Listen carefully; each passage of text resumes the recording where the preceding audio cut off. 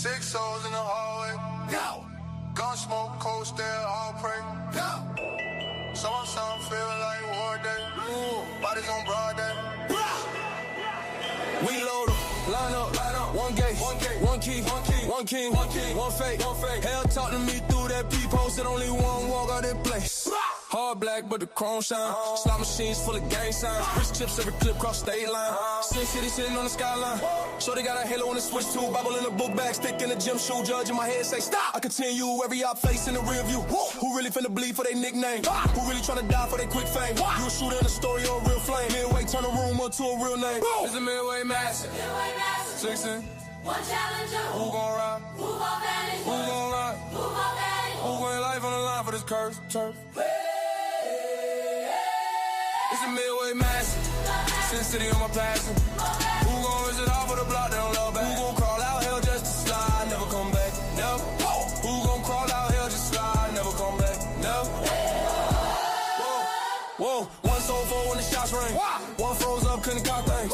One prayed hard, but the phone ping dropped low. Now mama only got ring. One lie.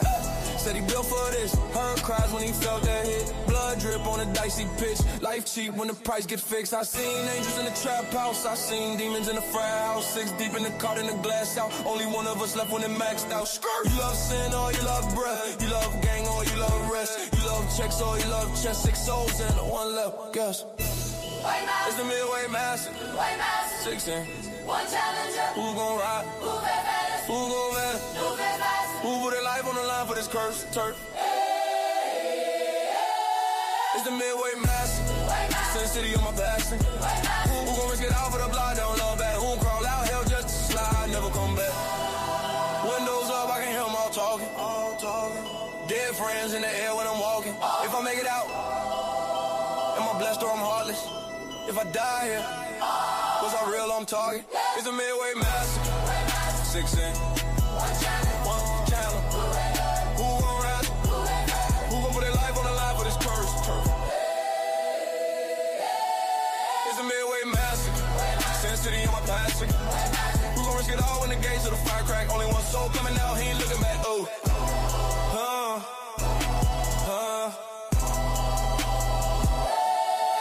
Yeah.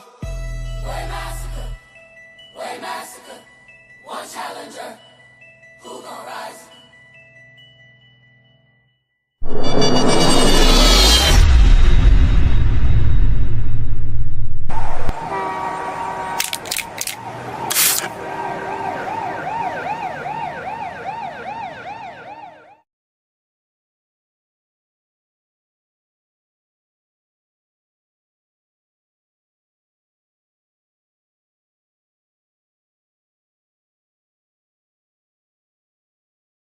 Welcome to Sports for You Wrestling. It's our ring, our section. From the bay, we flexing. Fat four, keep the crowd out, all guessing. Welcome to Sports for You. Shit, here we go again. It's that time, baby. It's that time, baby. It's that time, baby. It's that time. We're on the road. We're on the road to Vegas. But there's a pit stop, up there in Chi-Town. So we're gonna dive into that tonight. Windy City. But of course, where are manners? Welcome to Sports for You Wrestling Podcast, man. It's the Midway All Stars edition. If you know, you know. If you catch the pun, good for you. Yeah. The OTC trail. That is the right hand man, the main event, John. Man, the Elimination Chamber is this weekend. TikTok. Time is ticking. People are looking to punch in their final ticket to Sin City. I'm looking forward to it this weekend, man. How about you? I'm excited. I mean, look, it's sometimes it's not how you get there. It's just when you get there, it's time to you enjoy the destination. And obviously it's been a journey to get here, and here we are, and we are literally 72 hours away from the final stop on the way to Sin City, baby. And I'm ready to get it going. The monsters of the Midway. Let's get it popping. I mean, first of all, let's get started with some news and rumors, man. Yes, sir. We already know the BS that TKO is up to, basically locking out Vegas for WrestleMania. Making sure everybody gets tickets instead of enjoying themselves at a hot bar somewhere. You know what I mean? But we thought that was it. We thought, Yep. it's just Mania. Right. But no. They're planning on locking out Chi-Town as well. No. Elimination Chamber watch parties are being blocked in Chicago within the 50-mile radius of the arena. I mean, what's going on here with WWE, John? Now all of a sudden they're really blocking people for having fun. Like they're really forcing us to pay their bills. I told this to Nessa on Saturday. I told this to one of our favorite viewers who's watching right now. This morning, people who watch but don't comment. Who's watching right now? I've seen this playbook before, OTC. This is from the book of the NFL. For those that don't know, if y'all watch sports for you, y'all know I'm a diehard Broncos fan.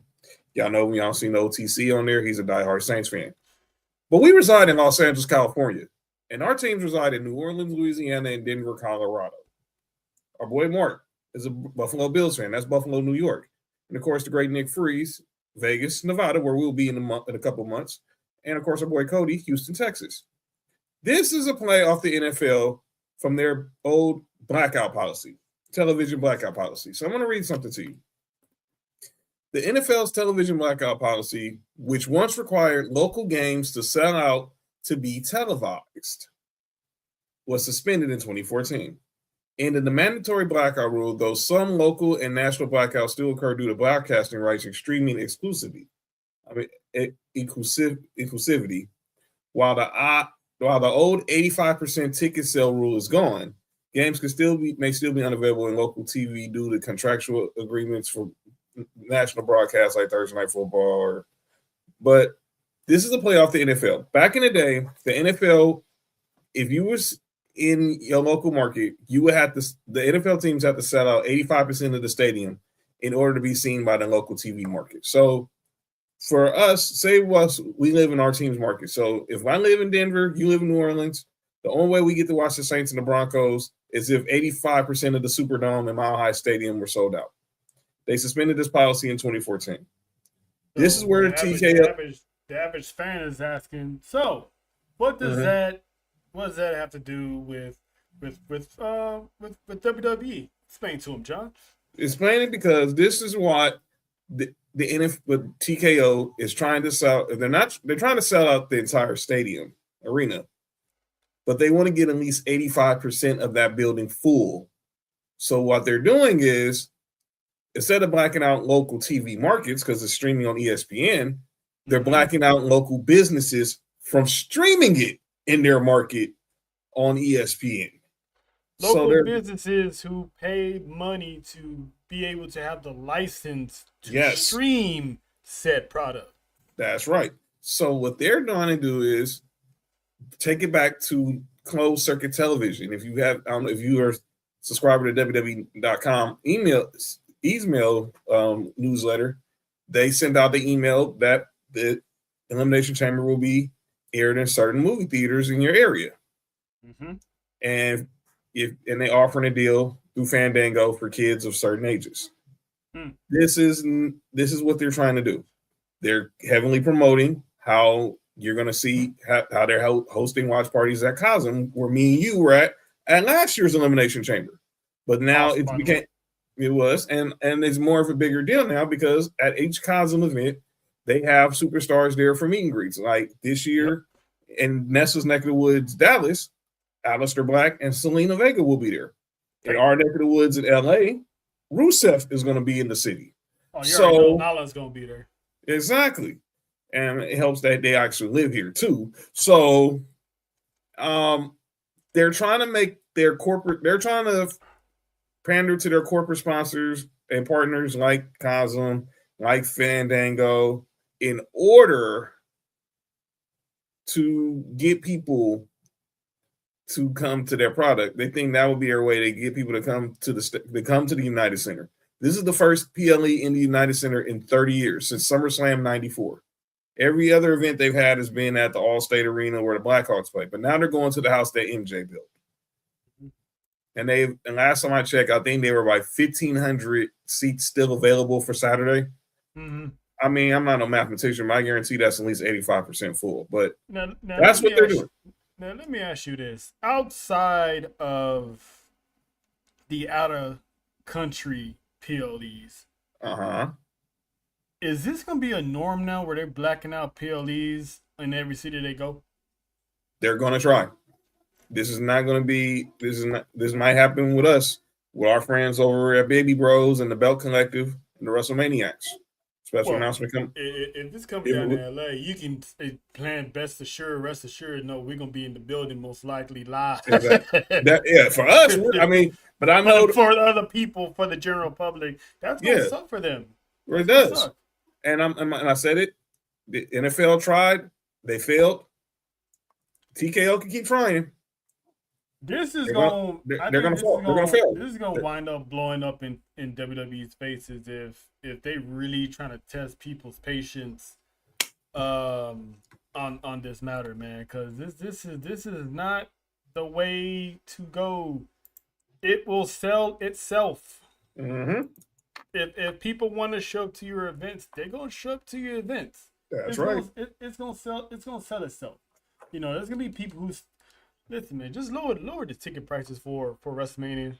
That's all. Elimination Chamber. People are gonna show up. They're gonna show up for CM Punk and AJ. That's the hometown people. You ain't gotta block out stuff to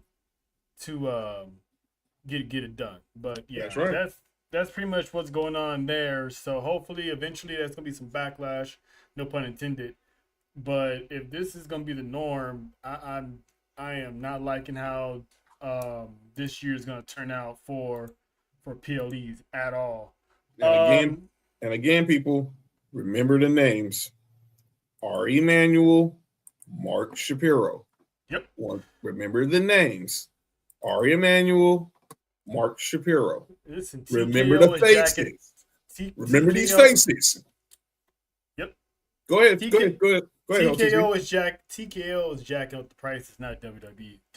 Just remind people of that. TKO is jacking up the prices. We're gonna keep saying it. WWE. We're gonna keep saying it. We're gonna keep saying it. Because WWE was never in debt. It's never. TKO. And we're doing. And I'm gonna talk about this Friday on Sports for You. I'm gonna have to deal with this with the Lakers. New ownership. They're high. Yeah. Picking up prices. I dealt with this with the Dodgers, but people show up. If people want to go, they're going to make a way to go. 4 million people. Me and you went to a Dodgers game last year. 4 million people showed up to the Ravine last year. So that crap that Artie Moreno was saying about Angels, that fans care about affordability. Yeah, they care about when it's only when it's an inconvenience. Yeah, you know nobody. If they're going to go, right? People are going to show up to Elimination Chamber Saturday night. People are going to show up in Vegas for Mania for everything. People are going to show up in Tampa for Backlash. Hopefully, the Vapor be somewhere near there. And then people are going to show up in Minnesota for SummerSlam if the rumors are true about a certain beast might be calling it a career in his home state. People will show Rumble. He should. Based off right. People will show up, but don't give them away. But don't give them reasons to push them away. Yep. So we're going to keep the theme going because, we're on the road to WrestleMania. And one of the staples of WrestleMania weekend was NXT. The hottest, their biggest Super Bowl of their brand always resides in WrestleMania weekend. And ever since WrestleMania has gone 2 nights, TakeOver, Stand and Deliver, has always been, in the earlier window. Mm-hmm. Well, this year, NXT Stand and Deliver will stand alone. And what I mean by that is April 4th, they will have their own weekend to themselves. No WrestleMania weekend, none of the the anxiety of trying to build and produce 3 separate shows from Friday Night SmackDown to NXT Stand and Deliver to WrestleMania both nights, and let's not forget the Raw after Mania. So Shawn Michaels broke the news this morning that pretty much a few weeks before WrestleMania, NXT will have their own pay-per-view, which is cool because it actually, I'm not mad at it in a way because it helps us out as not only fans but also content creators, because it's kind of hard to try to tackle all these shows, still go to the meet and greets, then you still got to try to fit in time to go to the store and buy some merch. So it's but I have theories. Me and John got some theories here about why they're taking NXT out of WrestleMania weekend. So theory number one. Exactly. That's Easter weekend.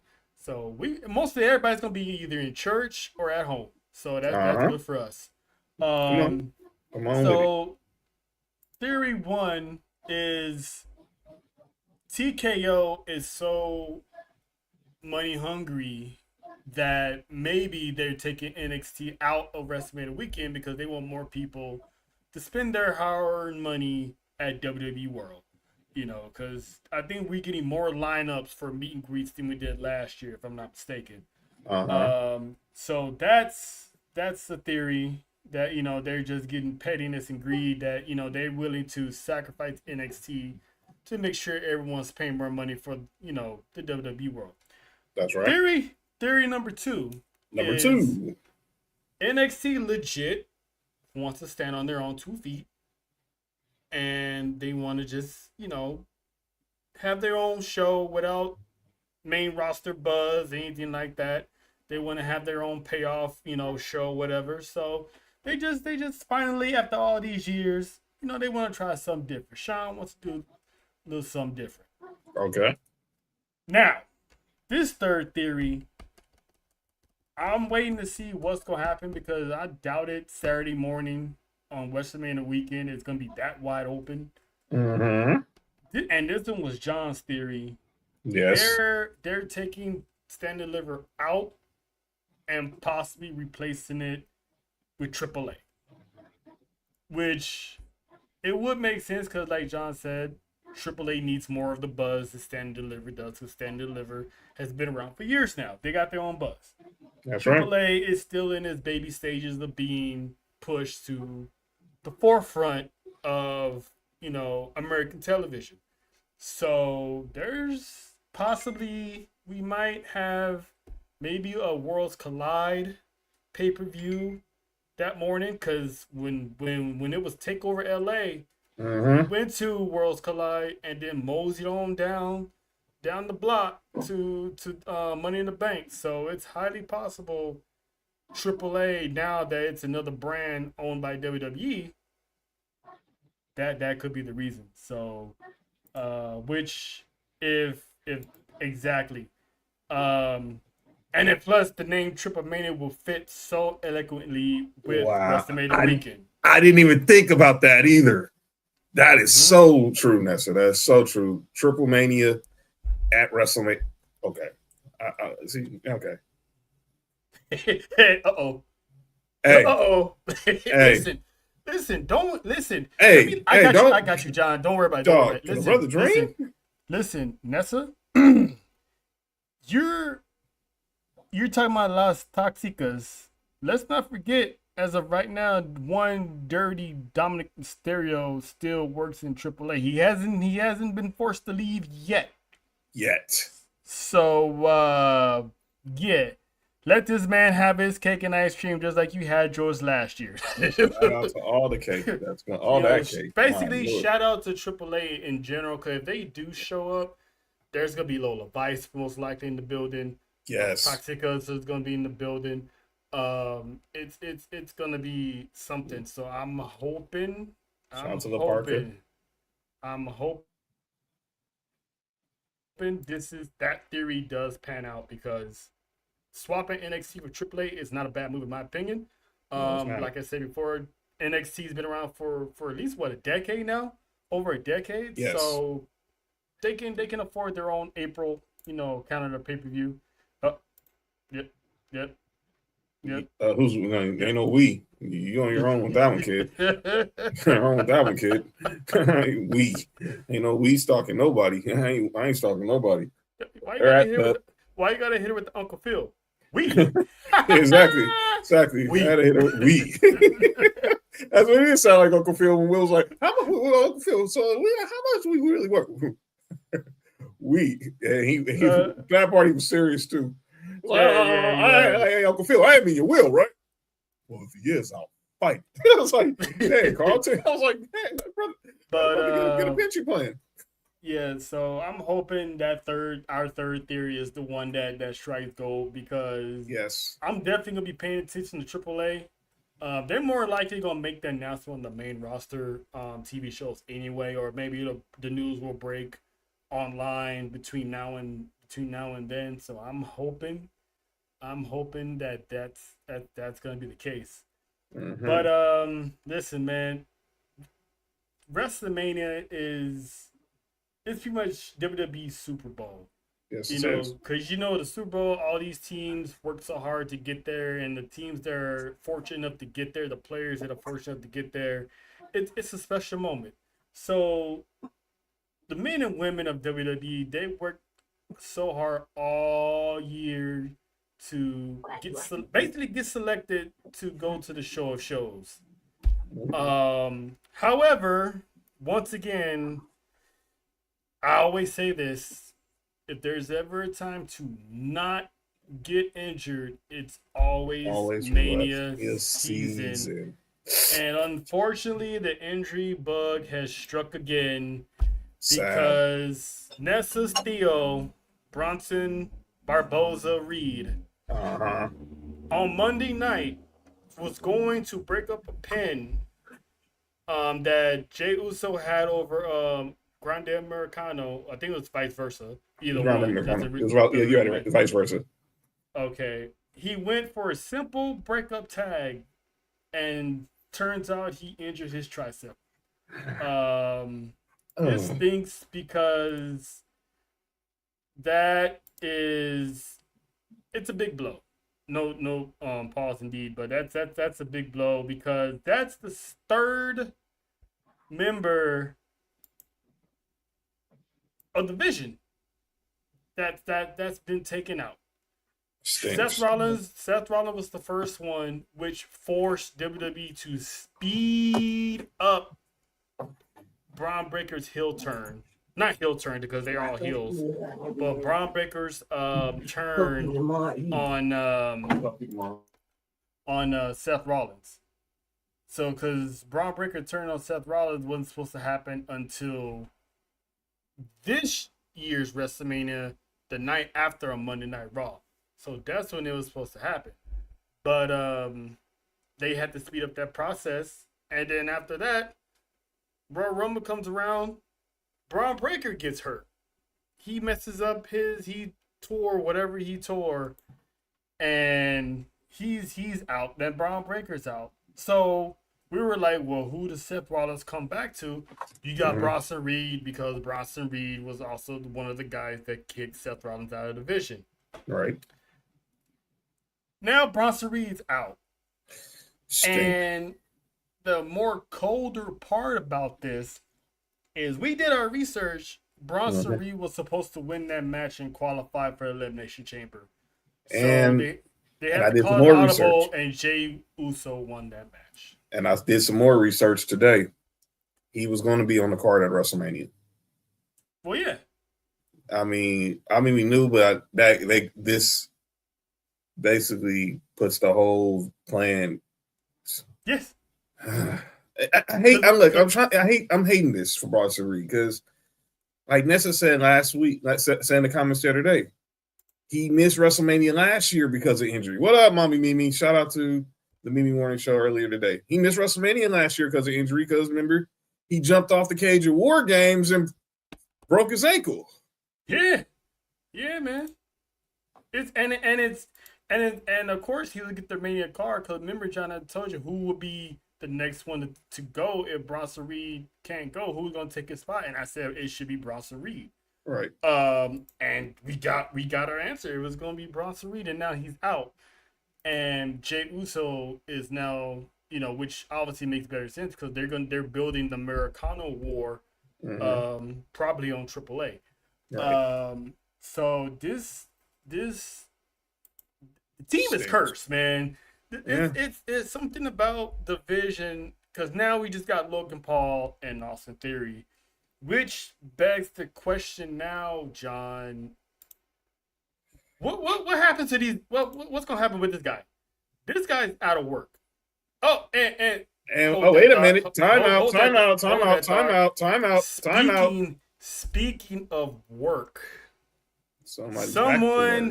Someone has clocked back in to work, and the first thing I said was, you didn't think you was gonna clock back into work and just gonna smooth past SportsView Wrestling.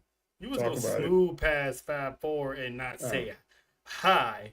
But back from her sabbatical, back from her much needed vacation, the queen of the island, representing the ATD, ladies and gentlemen, welcome back, Miss Wrestle.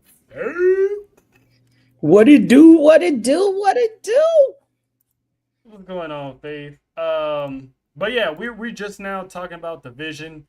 As you can see here, obviously we all know Seth Rollins is out. Braun Breaker went out a month ago. Now Bronson Reed is out.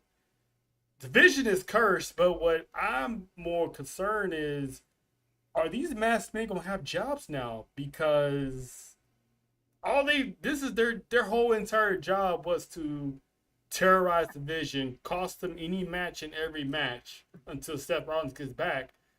So are they gonna really push Logan Paul and Austin Theory? Should they just get rid of the division now? Or you think Braun Breaker is gonna make a return sooner rather than later? What you think, Faith? I think Braun's coming back, but I don't think the vision's going to last too long. Especially now with Bronson Reed out. I think he's out indefinitely, correct? Yes. Yeah, torn tricep. He's gonna be gone a couple of months. Yeah. I mean, they could stretch it out to allow time for Bronson to come back, but I think where the story is headed now is that hopefully by the time we get to Mania or right after Mania, the vision is done. I think people, a lot of times when we are watching wrestling, especially fans, and y'all know what fans I'm talking about. I'm talking about real fans, not these rooted okay? We're going to talk about them later. But I think we sometimes get so caught up in what's going on that we forget to reconnect things. And everybody's so into, who's the hooded mascot, blah, blah, blah. You have to remember the message that was delivered to Paul Heyman from Seth through his wife, Becky, some months ago. She told him that Seth said he is going to tear the vision down one by one, basically, and that he wouldn't even see it coming. But Seth was going to save him for last so that he would be able to watch everything he cared about fall and burn. I mean, technically they are. Technically, he did. They are falling and burning except for the new recruits. So I don't know. I mean, Seth Rollins and Logan Paul. I think Logan Paul might be busy if a certain, reggaeton artist pulls up for work. I think he's gonna be busy with Logan Paul. So I don't know what's gonna happen. This might work in Seth Rollins' favor on the simple fact of it helps him heal up even more. So maybe after Roman Reigns wins the World Heavyweight Championship, they might have to start that feud and have that, carry on to whatever PLE they want to have the blow off on. But this is this is another long list of people, and it stinks because it's literally in the matter of what 6 months, one Mhm. by one, the vision is falling, and it's not even storyline. It's crazy. So if I'm Logan Paul and Austin Theory, I'm gonna have to go to management like, hey, can I just do me?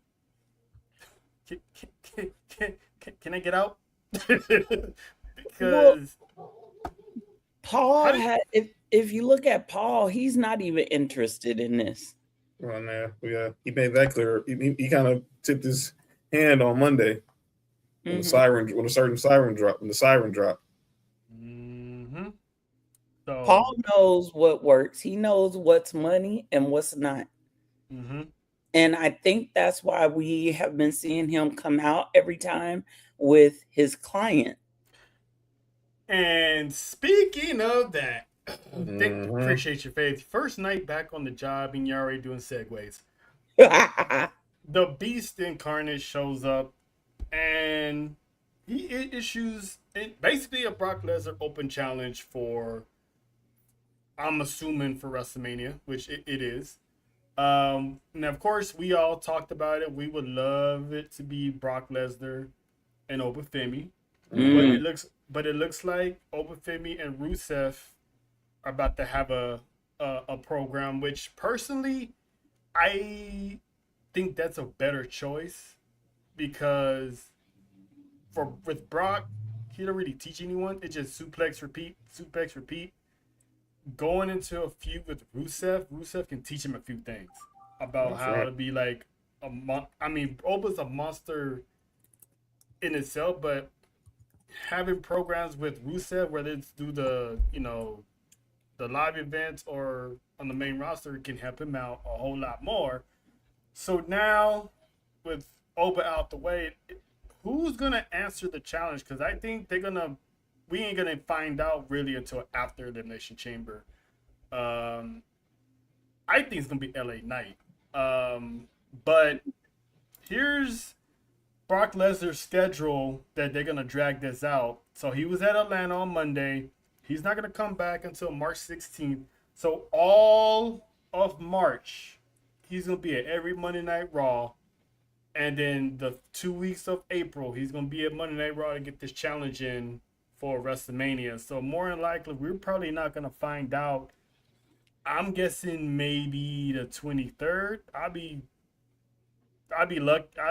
surprised and shocked if it's the 16th. But Faith, you're the returning Madam Oos. Who is your theory? Who do you think is going to answer Brock Lesnar's challenge? Hey, Monty. What about money?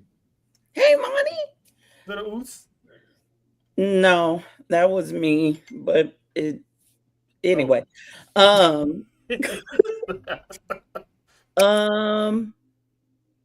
wrecked my brain on Monday after all, trying to figure it out. Who could be big enough to get in the ring at Mania with Brock? Who, either you got to be big enough or the company really believes in you to push you that way, right? Mm-hmm. Because think about who Brock has fought at Mania in the last, I don't know, what, 5 to 8 years, right? We know he broke the streak. Mm-hmm. Yeah. That was huge. We know that him and Roman have fought multiple times. Yeah. Mm-hmm. So you gotta be up there. And like Monty, I thought about Gunther. Mm-hmm. To piggyback to your point, his is his last opponents. I was thinking about this the other day. I didn't know you was even going to go there. Just go post the streak. Roman, Ambrose. Mm-hmm. I don't think he was at 33. 34 was Roman again. Mm-hmm. 39 was Seth. 36 was Drew. Obviously, 37 was the trilogy with Roman. Yep. The menu. He wasn't at 30. No. He wasn't at 37. 38 was the trilogy with Roman. 39, where me and Trell was Omos, and that was his last WrestleMania match, because obviously that's when the Sheezy hit the Feezy. I think I thought Gunther too, but I think they're gonna save Gunther because let's remember something. Where's SummerSlam this year? Minneapolis, Minnesota. Minnesota. It's in his hometown. Yes. And I think they would save something like Gunther versus Yep. Broccoli for, as Monty calls for Broccoli. I think they'll Broccoli. save that match for SummerSlam. If Yeah. it's not Oba, the only other person I can think of, because everybody else is busy. Mhm. All the other upper echelon is busy. The Mhm. only two people that one of them I would like to see, the other one I'm like, that makes sense. So if it's not Oba, I was thinking, could it be Randy Orton? Because what is Randy gonna do at Mania? That's. I'm glad you mentioned that because That's a good question. That's a good question. now you notice how Drew always stuck his nose in everyone else's business, so you kind of figure out that it's leading to a multi-man match. So now, for some reason, he stuck his nose in Randy's business. Right. So there's a little rumor going around that this might be a multi-man match for the WWE Championship at WrestleMania, which is something different, I hate this. as opposed to just being Cody and Drew, because fans are gonna be like, oh, we don't want to see Cody and Drew, you know what I'm saying? So this might be something huge for that. So I don't think it's gonna be Orton. I'm gonna stick to my LA Knight theory. Yeah. John, Mike D, what up? what's your take on it? Yeah, I'm thinking LA Knight. I'm still gonna hold out faith that it's Oba. And now looking at those dates, San Antonio, Boston, and the Garden. Mm. Do you really? They're not letting this. They're not letting this go past the Garden. Clearly, Mm-mm. I think it happens in San Antonio. I think that first. I think that second. I think it happens in Boston, and then we get that another show. It's either going to be Boston or the Garden. It's going to be either Boston or the Garden. It's one of them two. Mm-hmm. And I think it's probably going to be LA Knight and since we now know that Brock isn't going to come in there and destroy the chamber just to get a spot, just to get a pod. So, and like you talked about it on Monday, this was a better way of putting Brock in the WrestleMania without it being chaotic. Just go have at it. It's your choice. And I think by having him go with Rusev, it changed my thought process. I'm kind of glad it's not Brock. I think it's too early for Oba and Brock. To be honest, it might not even happen. But you never know. We still got overseas PLEs coming up. So you never know. They can just slide that one in like it's prom night. Yes, Faith. Mm-hmm. Hey, yo. Since we're on the topic of this whole nobody in the back wants to face Brock debacle. Oh yeah. We talking about that. I want to throw a wrench in that program real quick. Mm-hmm. What's in the box?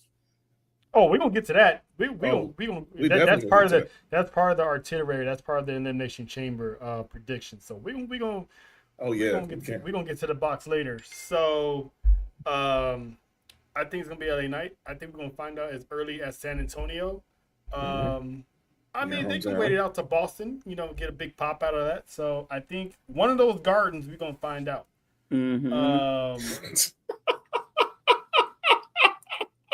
Mimi, I said the same thing. I said the same thing, Mimi. I was like, yo.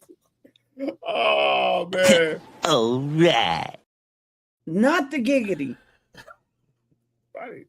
Well, I was gonna say at least we know somebody scored on prom night.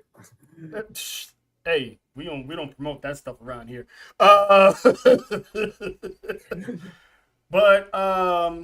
the Beast showed up, but that wasn't the only thing that was of major importance.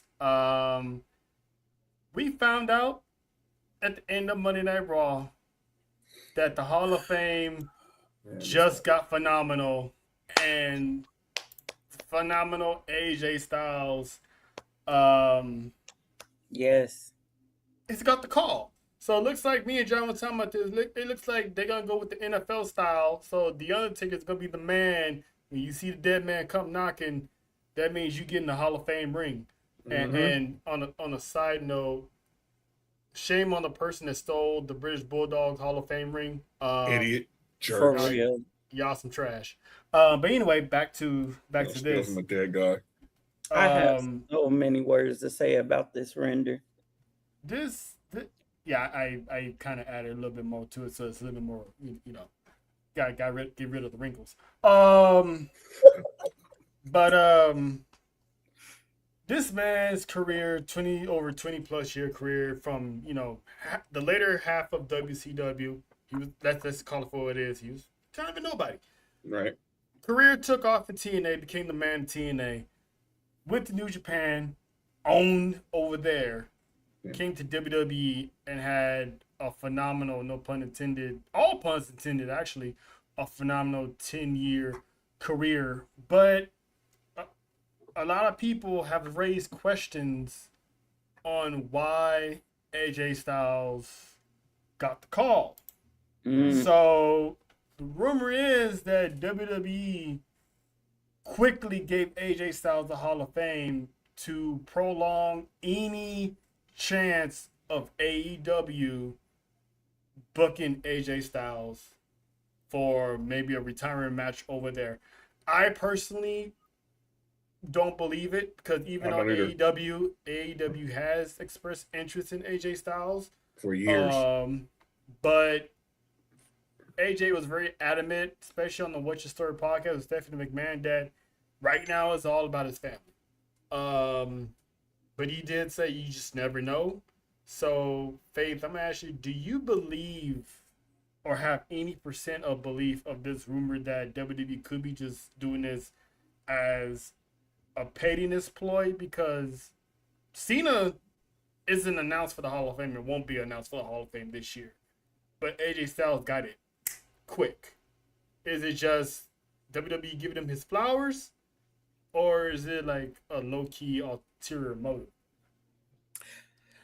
I can definitely see WWE being petty. They petty betties, okay? Let's be real. They are petty betties. We know when AEW got something big popping off, we know WWE is about to be petty betties about it, right? True that. So yeah, I could see them doing this, but no, AJ, no. Don't do that. Don't do that. And why you airbrush this man like this? This man kind of like a phenomenal Ken doll, don't he? A phenomenal Ken doll. Wow. Okay, I'm not even. You already knew what you was in store for, Faith. So you should have just had the tissues. Oh, you got the tissues next to your desk. So you know what I'm saying? You already know. Your eyes, the glasses might get a little foggy tonight. You already know. I'm just saying, it's the airbrush, and then his hair is like flowing in the wind. I'm just saying. Hey man, plenty of women would kill to have that hair. Yeah. Shout out Mike D. Resting. What up, Mike D? Detroit. Hey man, y'all stay warm up there, man. Listen. But 313. I have a question for y'all. There's always been the petty war between AEW and WWE, of course. Mm-hmm. Now, when WWE inducted DX, AEW was nice enough to lend us Billy Gunn. That's right. Now, who do y'all believe should induct AJ Styles into the Hall of Fame? Because he has many suitors. It could be John Cena. Mm-hmm. It could be a lot of people. Christopher Daniels. Mm-hmm. It could be Frankie Kazarian. Mm-hmm. I know where you're going. I already know where you're going. I know where you're going. Thank you.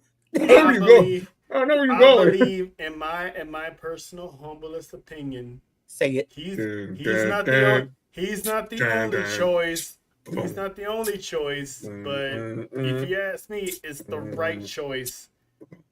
Does AEW lend the services of Samoa Joe to the Hall of Fame to induct AJ Styles. They Yeah, should. They should do it. You don't know how much good PR you would gain just doing that. Yeah, you might not want to do it, but you don't know how much good PR you would get just letting Samoa Joe pull up the Vegas to induct AJ Styles. Now we all know the rumors are out there that they want Cena to do it, but like look, I'm with you, Daniels, Joe. Clearly, Daniels is because him. Obviously, those don't know. Christopher Daniels is his kid's godfather, and he's Daniels' kid's godfather. So you can see that there.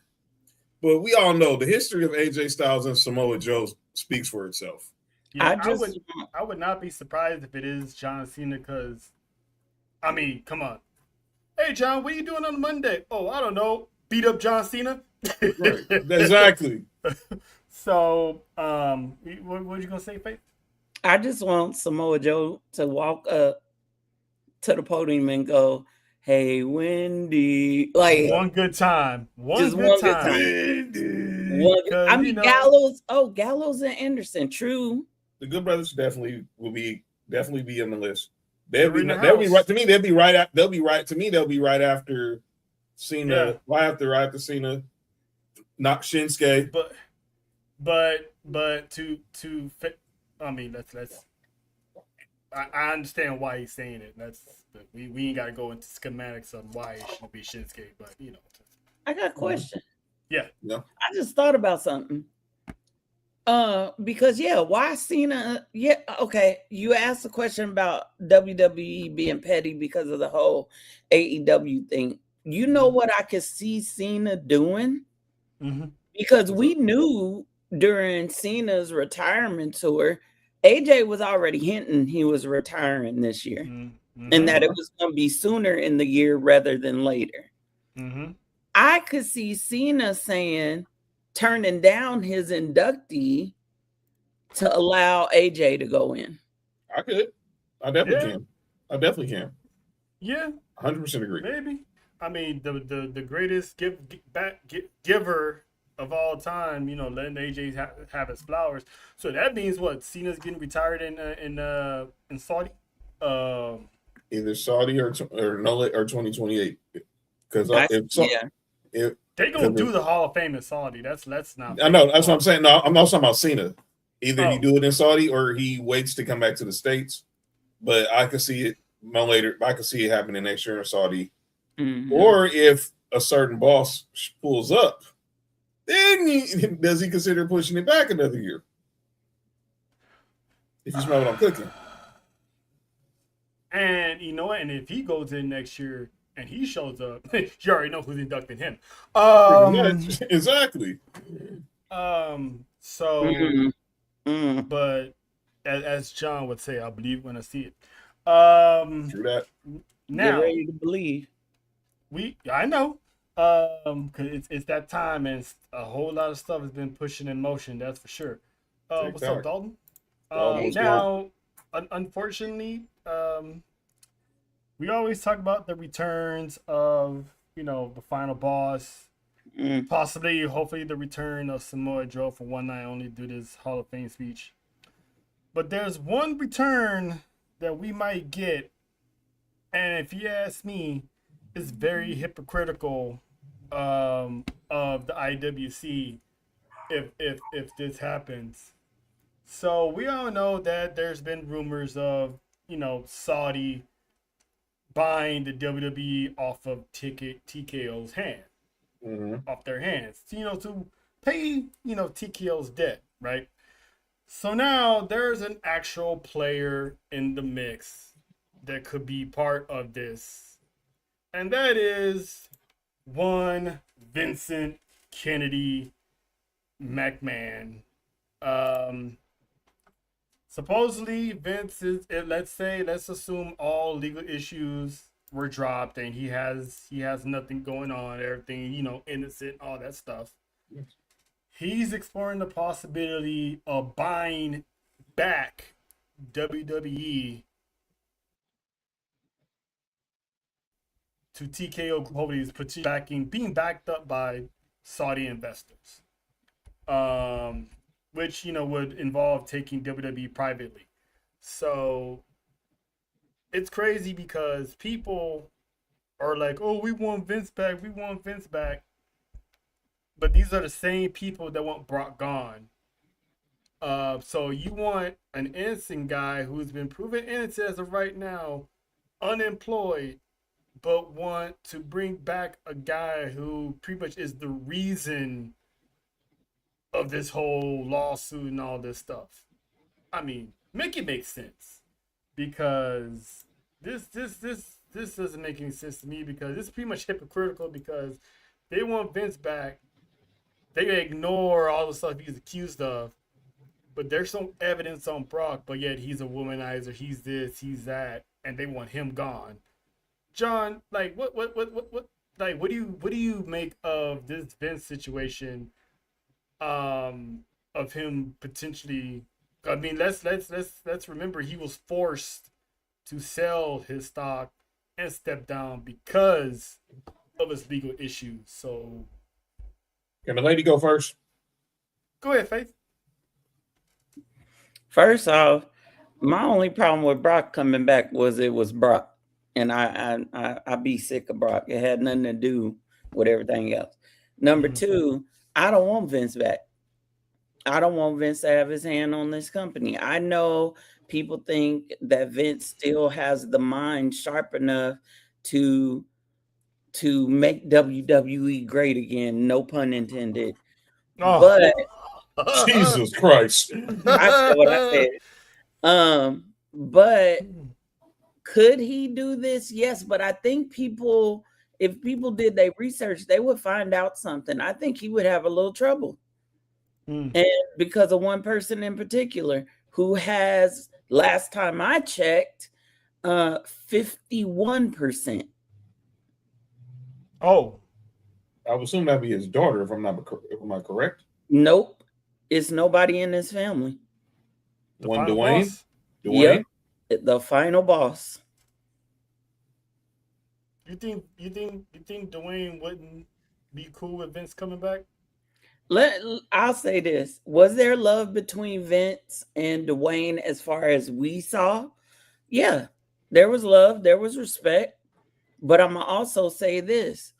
The Dwayne of now is not the Dwayne of old. True. True. And the way that Dwayne respects the women, not only in his own family, just women in general, that would be a courtroom battle. And I don't think Vince has the money to survive that battle. All right. Let me go. I think this report is bullshit. Excuse my language. Let me say what, like you said, the 51%, and I think he did sell all his shares of TKO. To Minnie's question, let me be clear. He's not. I'm just going to throw out some names: Jerry Jones, Al Davis. How did it look at the end when you got in the 80s? Didn't look good. So you gonna bring this man back? Y'all would just complain. If anything should tell y'all why this should go back to what AJ Styles said on the Raw recap. What's the one quote that's been gone viral since AJ Styles' retirement? WrestleMania lost its luster. Your creation. And a lot of that was you. We could put last year on Triple H, all that, but let's keep it a buck. Up until you sold this to Endeavor, he was the one that was doing a lot of this creative stuff. So we're gonna bring that back. But in the Trail's point, we want to get rid of Brock and keep saying keep calling it and slander him. We're clearly right now he's guilty until proven innocent. He's innocent until proven guilty. Excuse me. And there's been clearly no proof for TKO to keep this man out of work. But there's proof on Vince. Oh, I got you in a second, bro. But there's proof on Vince. Because why the hell are they going to arbitration in June? Hello. But y'all want this man back. because y'all so thirsty, and put Dalton's comment on the screen. You know which one I'm talking about. The first one. I'm not a Vince man, but okay. You can say that about TKO. We already talked about that earlier. And Triple. Okay, this is the problem. I'm gonna let you go ahead. This is the problem. Y'all the same people who wanted Triple H to run creative. This ain't gonna happen overnight. So he's not gonna bat 1,000. We clearly see that. So if you take the good, you gotta take the bad. But you do not have to take what's worse. Go ahead, Trill. I have a question. People are saying that, Triple H is dropping the ball. Let's throw some names out here. LA Knight. Yeah. Triple H is doing LA Knight dirty. He's not being pushed, blah, blah, blah, right? Hey, John, what was going on with LA Knight when Vince was in charge? Ask Maxine Dupree. Ask the Maximum Male Models. The man wasn't even wrestling. He didn't even have the LA Knight name. LA Knight didn't debut until Vince stepped down. Max Dupree. Dupree. Second. Not LA Knight. Second question. People say that, Triple H don't like minority stars. But let me read off some names here. Lash Legend. Star. Trick Williams. Megastar. Carmelo Hayes. Star. Jay Cargill. Goddess. So soon to be Soruka. Future star. Kiana James. Another future star. Pretty much all of NXT call-ups that's been happening. Look where they are right now. Faith, John, what usually happens to NXT call-ups under Vince McMahon's tutelage? They get buried. Go ahead, cuz. I was just about to say, what NXT call-ups under Vince McMahon's tutelage? Because where they go? Pretty much. Now, look how long it took with DIY. Go ahead, cuz. I'm sorry. I'm going to confess my sins. I'm going to confess them. Let me confess. Okay. I was very much one of the ones talking about Triple H every week. Okay. Faithfully. Mm-hmm. Calling them ball fraud, all kinds of things. Triple H, I'm sorry, my bad. I didn't understand fully the role that you had. You just the front man. Mm-hmm. You're not the one calling the actual shots. You the front man. You got say so. They come to you for your advice, which is great. But I'm gonna say this too. For those that want Vince back, I want to remind y'all of some matches. Talk about it. Punjabi prison match. How? Raise your hand if you could actually see that whole match. And it was two, and we saw that twice. Okay, I got some more. I know some of the freaky deakies out there probably like this, but bra and panty matches for women that could actually perform in the ring. I mean, let's give him credit on that one. He did stop that. Yeah, but who started it? That's true. Good point. And by the way, to that person who got interviewed about that, go to hell. Viscera, this ain't a match, but it was something that Vince allowed. Viscera humping the men in the ring. First of all, Vince, RIP. Yes, RIP. But I hated that. Vince booked things that were funny to him, that entertained him a lot of the time. And if y'all think that Vince McMahon is still this wrestling genius, rewind to the beginning of the show. We explained that part. Okay, I'll let that go. But now you have not just Triple H; they brought in all new people. Mm-hmm. And y'all got to give folks time to cook. Y'all know if y'all watched any ATD last year, I was hating Triple H. I was saying he didn't like. I was the Kanye West. I was like, Triple H hates black people. Like, that was me. But see, what would have been crazy is if you actually had the Kanye Mike Myers actual GIF, and she said that. That would have been funny. That would have even been more funnier. I'm just saying, what I'm getting at is you don't want Vince back. Y'all really don't want Vince back. No, y'all want something different. You want something new. And who's to say that it's not coming? They are trying. TKO has already said they want to get away from these same old decades-long PLEs. They want to bring new things. It takes time to build something like that. Mm-hmm. You can't just throw a name on something and say we're going to have it on Saturday for 4 hours if it doesn't make sense. That sounds like a shot at AEW, but go ahead.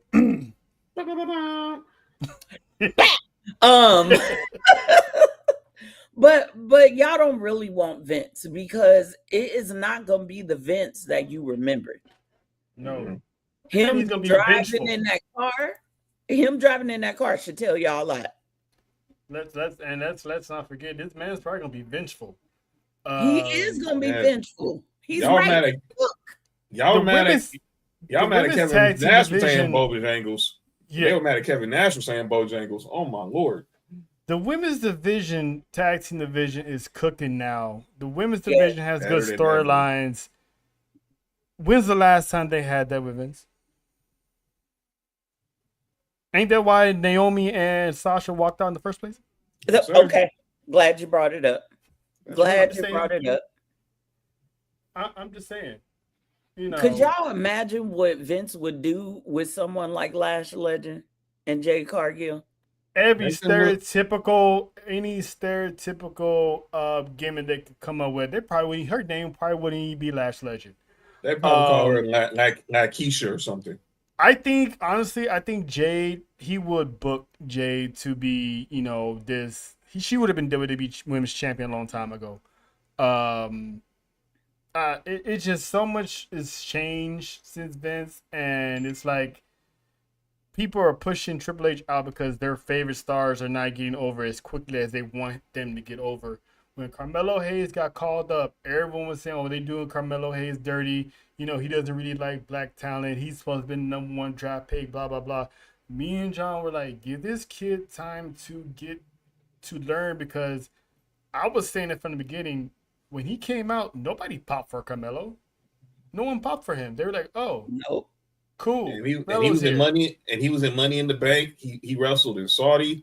He was no one cared. Was one of the first. He was like what? He was an early entry in the Royal Rumble. Yeah, nobody cared. Nobody knew, and that's why he said he was delayed but not denied. Yeah, he wants people to know that. And now look at him; he gets standing ovations after his match because he puts on good matches when he had those open challenges for the United States Championship. And could be rolling into WrestleMania as United States Champion. How many people have? And And look at the names who've done that. John Cena. That's it. We was talking about Samoa Joe. I mean, Samoa Joe. We was talking about Samoa Joe when he beat Rey Mysterio. When he smashed Rey Mysterio. Pause. Squashed. I mean. Wow, he smashed Rey Mysterio. That's crazy. Ain't that kid laws on that? Yo, what's wrong with you? Yo, you good? Anyway. Wow, man. This is we're as people want to complain, we're actually in a good place right now, WWE wise. Can they tweak a few stuff here and there? Yeah, of course. Absolutely. But we are in a far, far better place than where it was in 2021. What's up, guys? And also, you have to look at the new partnerships. We all dogged, well, not all of us, but a majority of us dogged WrestlePalooza because it was trash. It was trash. It was that made me in trouble go viral. But I still stand by my statement. That was trash. honestly, It was. we still haven't seen the fruits of that. Yeah. You know, we Right, still just- haven't right. seen all the fruits that could possibly come from the Netflix deal. We don't know Mhm. what deals they have on the table. We don't know what new stories are brewing. Like, for example, with the Vision and this masked man. This could be the building of a new faction. This could be so many things, right? But it's just like when you cook it, you got to get the right ingredients together before you start making a meal. Mhm. Otherwise, you're going to serve something and it's going to be trash. Mm. Just like WrestlePalooza. They didn't have all the ingredients together. They just threw some stuff together to satisfy this new deal. And they had Triple H shuffle his tail out there and say, a new era is beginning. I guarantee if they run Triple WrestlePalooza back again, it's probably gonna be better than last year. I agree. And the promotion's gonna be better. It's like I'm watching. I got ESPN NBA on my TV right now. In the scores table, it's ESPN WWE Elimination Chamber. The promotion. Listen, I was watching that. I was watching the Royal Rumble the weekend. I had college basketball on this side. Right. I had the Laker game on this side, and then I had the Royal Rumble at the bottom. I'm like, oh, this is sweet. Yeah. And the Royal Rumble that replay on Sunday did good numbers. It did. It did real good numbers. It did. But yeah, And I'm glad we talking about sports because we're gonna pivot a little bit. We're gonna pivot a little bit to Tuesday night. Man. Because you know me and John, our teams reside in the SEC. You know, his team is Tennessee. You know, shout out Raw to Nation. But my squad is, you know, obviously LSU, right? Them Bayou Bengals. And Tuesday, I'm just minding my own business, being a good person, you know, being a good guy, you know what I'm saying? Just chilling. Shout out to the Chop Up. I was on the Chop Up, you know, keep keying with the boys over there. Turn on NXT. And the NXT, the LSU's finest, and not do me fine. Jada Parker shows up, breaching suspension, by the way, because the woman is supposed to be suspended. Yeah, suspending, yet she beating up Nikita Lyons at house shows. Listen, she asked for it. I'm glad to see her on TV, not because of, you know, she looked good, but, you know, the whole neck injury rumor that went on like last week or 2 weeks ago. I'm glad to see her out there doing her thing, giving Blake Monroe the rump shaker because she came at that thing hot, just bang. Long hair don't care too. Yeah, short hair, but I get your point. I mean that's all natural curls right there, man. I don't know what kind of product she be using, but listen, yeet. You better stop. What's wrong with you? What's wrong with you? What's wrong with you? All right, man. I see type of stuff we on tonight. Okay. Let me get to the games.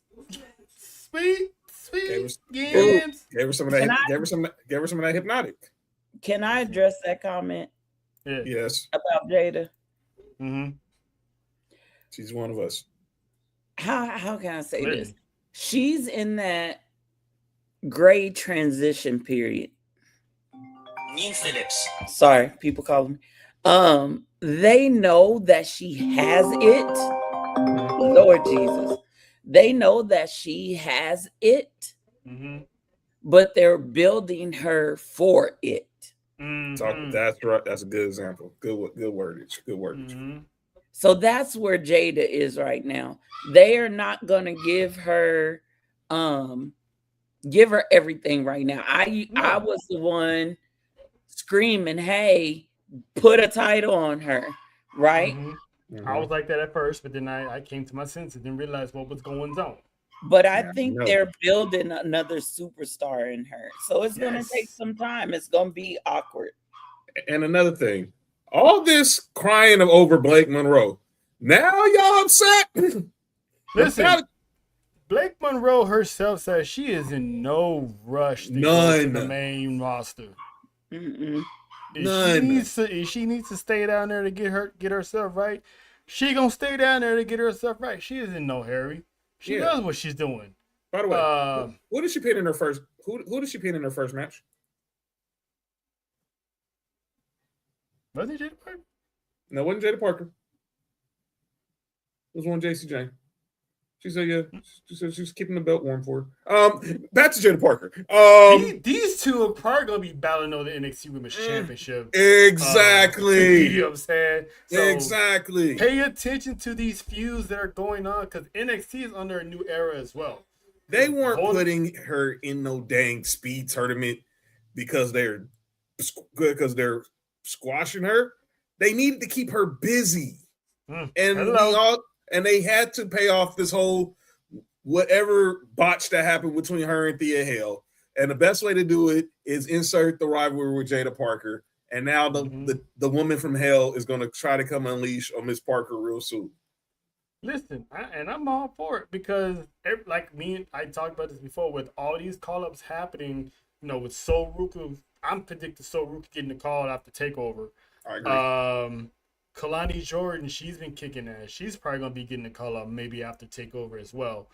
JC Jane, who, showed up at the Rumble, that's her pretty much audition. She might be on the way up. So there's going to leave room for, the Blake Monroes, the Jada Parkers, the Tatum Paxleys, the Izzy Danes. Now it's going to be their time to shine.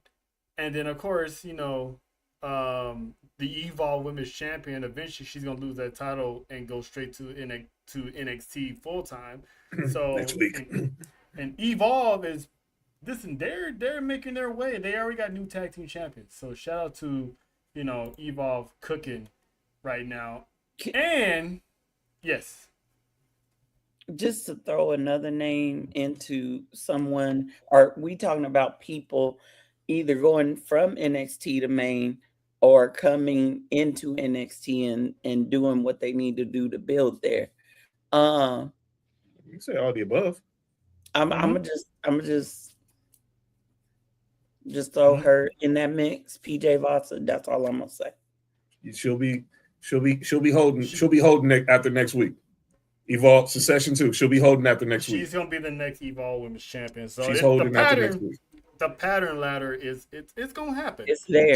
She's gonna be the one that ends. She'll be Kendall Gray next week, and Kendall Gray will get the call. Callie Armstrong's gonna be right behind her. Kendall Gray might be the one to beat JC Jane. Who knows? And if JC's going to main, could somebody teach her proper squats? I just need. Okay, never mind. Anyway. Some things just don't change. Okay. Welcome back, Faithy. Some things just don't change. And thank you, Shawn Michaels. Thank you for what happened with Sol Ruka and Zar. Thank you. Actually, once again, like I do the pops. Don't tell nobody.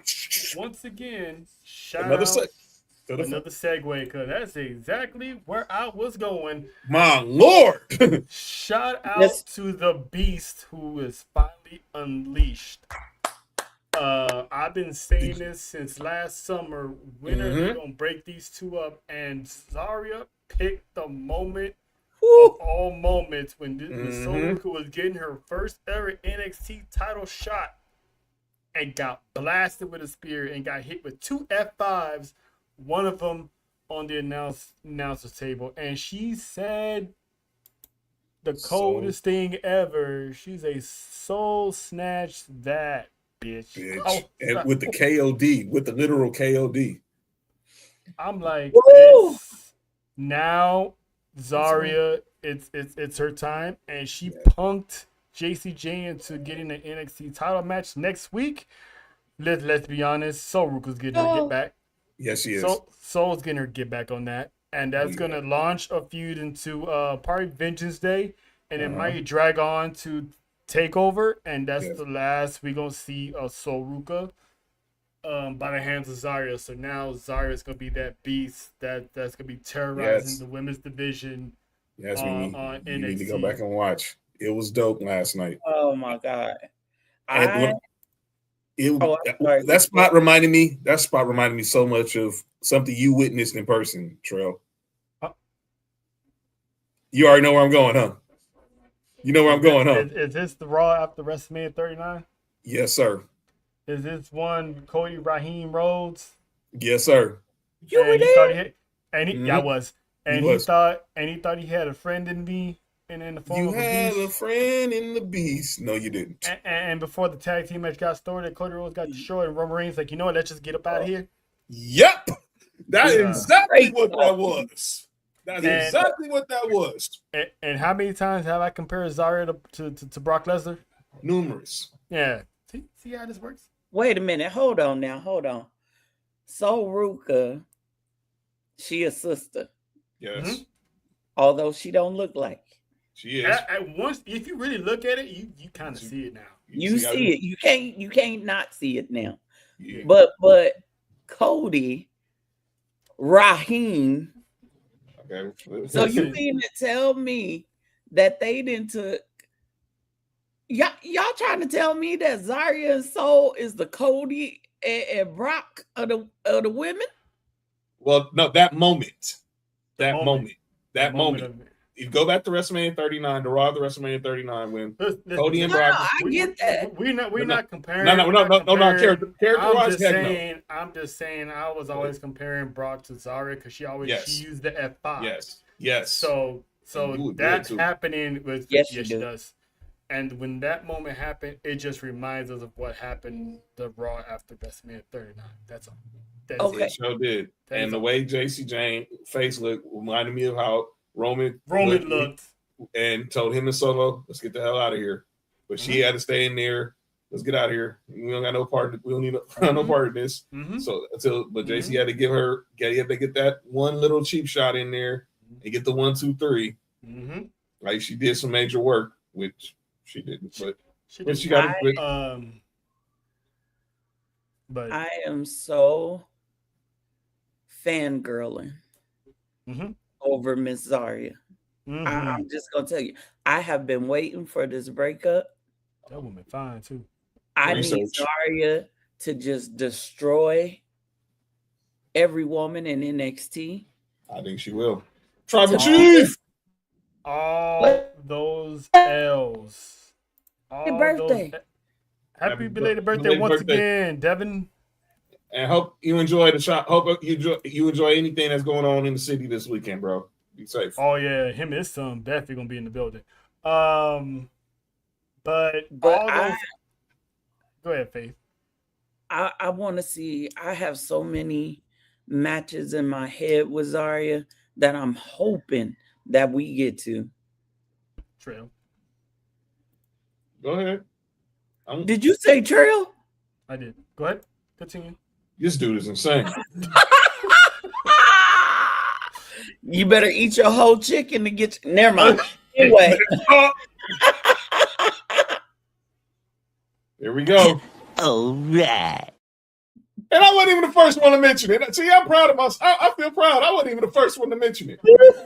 Listen, I eat the whole chicken because my name is Manito. But anyway, you know. But I want to see it while she's in NXT.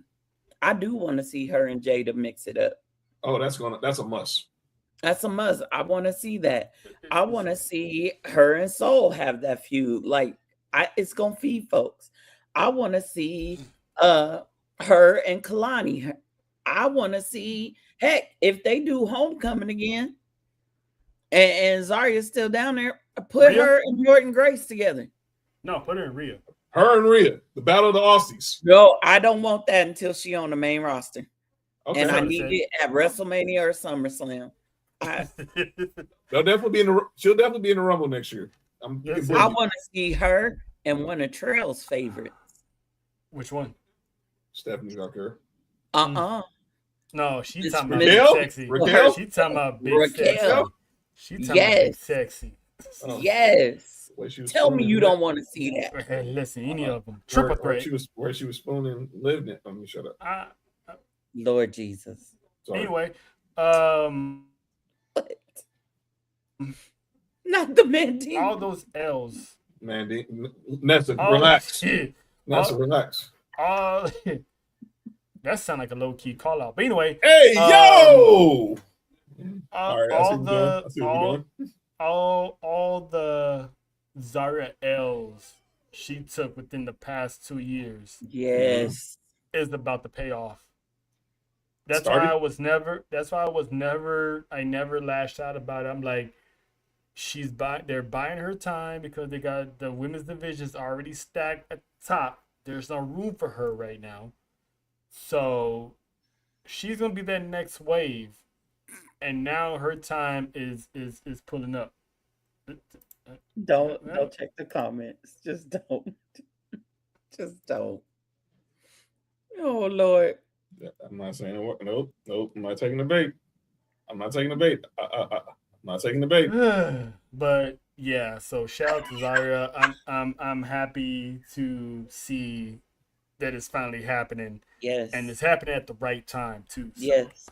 Yes, it is. Shout out to her. Keep it up. Now, Oh. I'm not highlighting that one. We had enough of that. We had enough of that all 2025. But shout out though. So, I see. Just she did that on purpose because she knows because Faith's here. That's all. I think knowing her, she would do that anyway. Probably. And that's why we know her. Yeah, we do. Now it's time to get while we're here. Yes. It's time to talk about the massacre that's going to happen in Midway. And that they're in Chicago, Midway. Thank you. Yeah. Thank you. Yeah. Elimination Chamber this Sunday. Let's go. Saturday. Excuse me. Sorry. Long week. Before we get into that special announcement, we were so successful in doing our Royal Rumble watch along a few weeks ago. We did it so nice, we got invited to do it twice. So we will be running it back, and we're going to have the Elimination Chamber watch along live in the city of Long Beach, downtown Long Beach to be exact, at Baby Bros. Me and John, we were not actually planned nor scheduled to go. I told him we wasn't going. We was gonna hold out for SummerSlam, whatever, because we're gonna be in Vegas for Mania. So the guy hit us up and said, "Hey, you guys coming? Because I saved the spot for you." So I'm like, "Well, Can't turn it down now." they loved us so much, and they even promoted us on their social medias that we're gonna be doing our live reactions. So it's like, man, we feeling the love and Baby Bros. You know what I'm saying? We feeling the love. So everybody twerk in the chat. Everybody. We gonna run it back. One more time. We gonna run it back. This is not gonna be the last time. We planning on running it back at SummerSlam, but why not the Elimination Chamber? Mm-hmm. So shout out to Juan, the owner of Baby Bros, for allowing us to come back. So we're excited for that. It's gonna be a good ass show. Exactly. They know what it is. Yes. 5 times. In the words of Coach Prime, you ball, you get the call. And we literally did. Well, we got the call, man. Now, we're gonna start off with the matches more like gonna kick off the show. Yes, sir.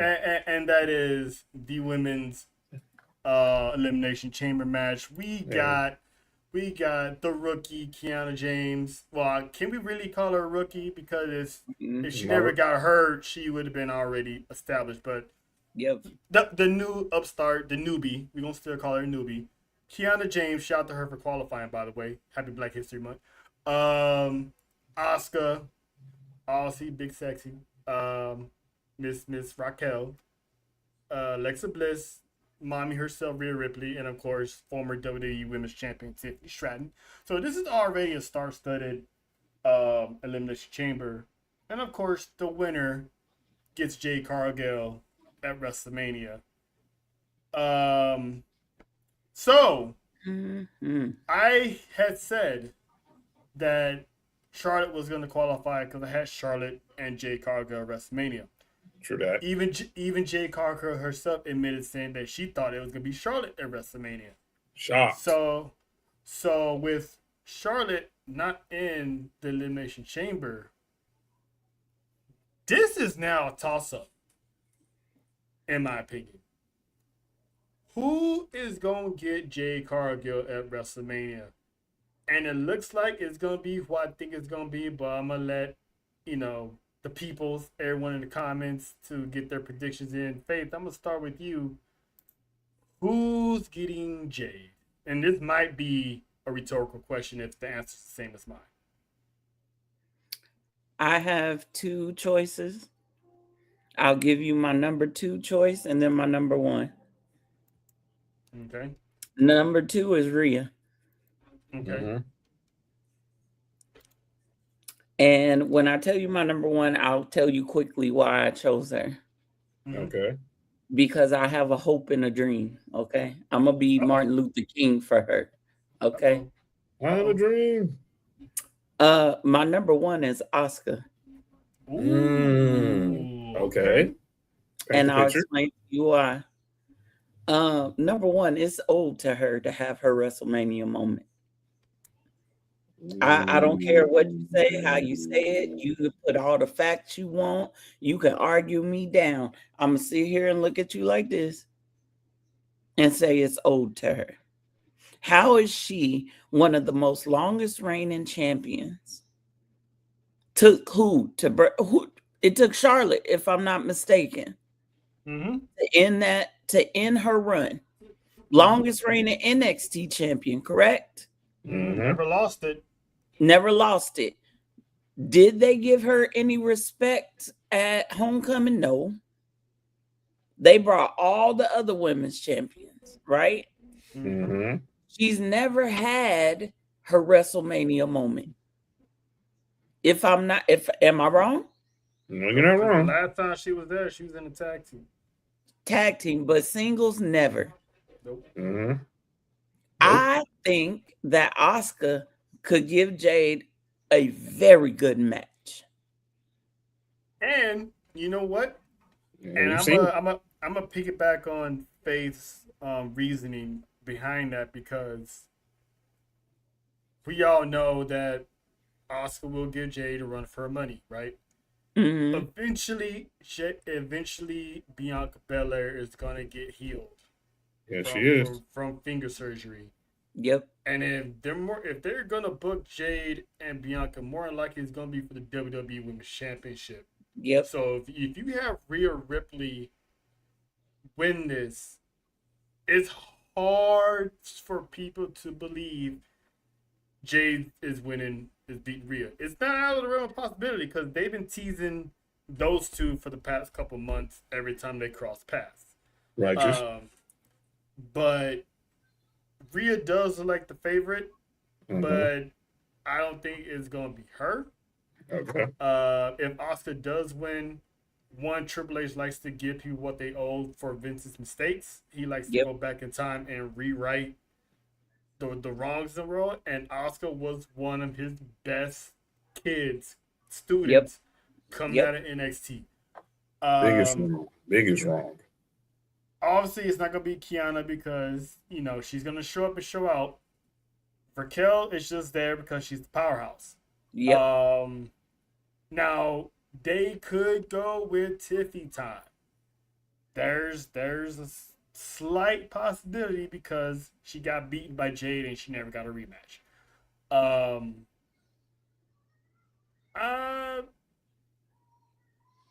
gonna pick Rhea, because this might lead to the whole her and just to pick somebody. Faith got Asuka. John, who you got? All right. So Tiffy is the favorite in Vegas for the degenerates out there. But I'm gonna go with a wild card. and I know it don't seem believable, but trust me, when let me paint the picture like Faith did. I got Alexa Bliss, I knew it. and I'm gonna tell you why. Oh, I know where you going. Charlotte Flair is crashing the hell out right now, There it is. and clearly, this will start the foundation crumbling for Charlexa. And somehow, and look, me and Trell been saying it. People don't want to listen to us. Faith, we've been saying it for the last month. It's been 3 years since Ashley Elizabeth Flair has been in the championship picture. Yep. 3. And that includes, obviously, her missing time for the injury. 3 years.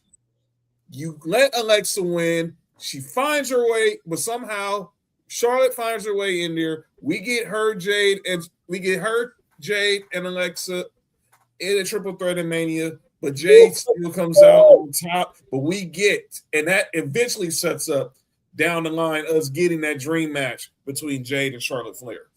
But because I have another theory for that. Jade wins, but I think Charlotte Flair will be the queen of the ring. And this year's theme for this year's theme, King and Queen, trying to get number 15.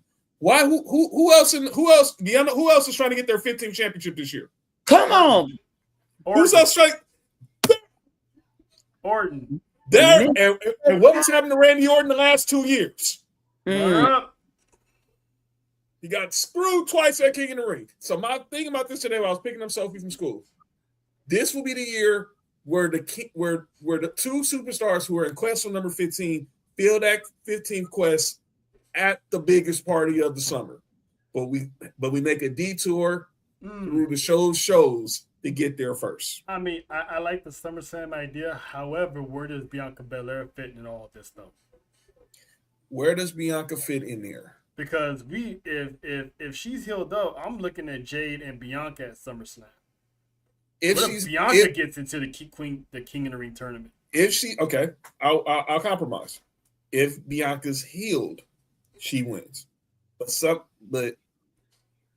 if she's not healed, then I think we get Jade. Then I think it goes Charlotte. But I think tells me Charlotte Flair is going to find some way. Charlotte Flair is going to find her way in that match at WrestleMania. I think we're putting too much stock in SummerSlam. Let's not forget we got these PLEs overseas too. That's right. Clash in Italy. We could get Charlotte and Jade for the championship. I mean, June and July is wide open. That could be one of the Saudi shows. We can still get Charlotte and Jade at one of those as well. But I'm gonna say this though, outside of Rhea, the IWC is gonna bitch and complain on whoever else wins the Elimination Chamber. Outside of Rhea. So out of everyone here, it just might be Tiffany Stratton, but I'm loving the Asuka theory. Yes, babe. Bianca, and I love that idea that Mimi just put in the comments that the crate is an extra pod. Oh boy, that'd be funny. Hold that thought, Mimi. And that would be kind of ironic too, considering who showed up last year's Elimination Chamber. Go ahead. So we gotta play off that on Monday too. So here's what I'm thinking, and this is about Miss Bianca. Okay, we got 2 PLEs that I know of that are coming up after Mania. If I got my times right. Backlash. Trail already said Clash in Italy. Yeah, Backlash in Tampa. That's the one. What if we somehow, because they've done it before,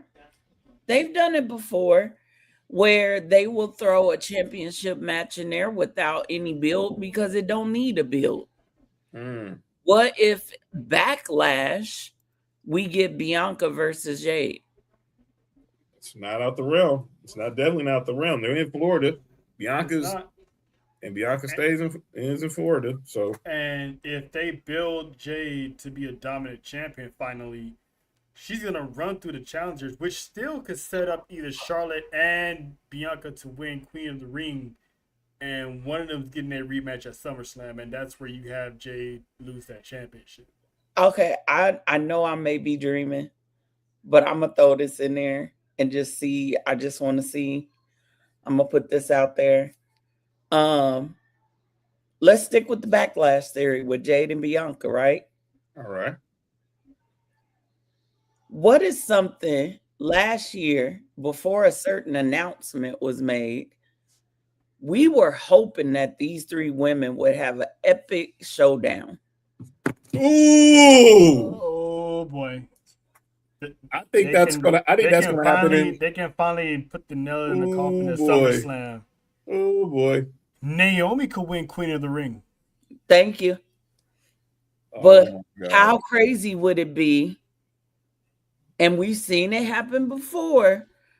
It doesn't happen often, but you got Jade and Bianca standing in the ring, and either Aldis or Pierce comes out and goes, "Hey, we're adding to this."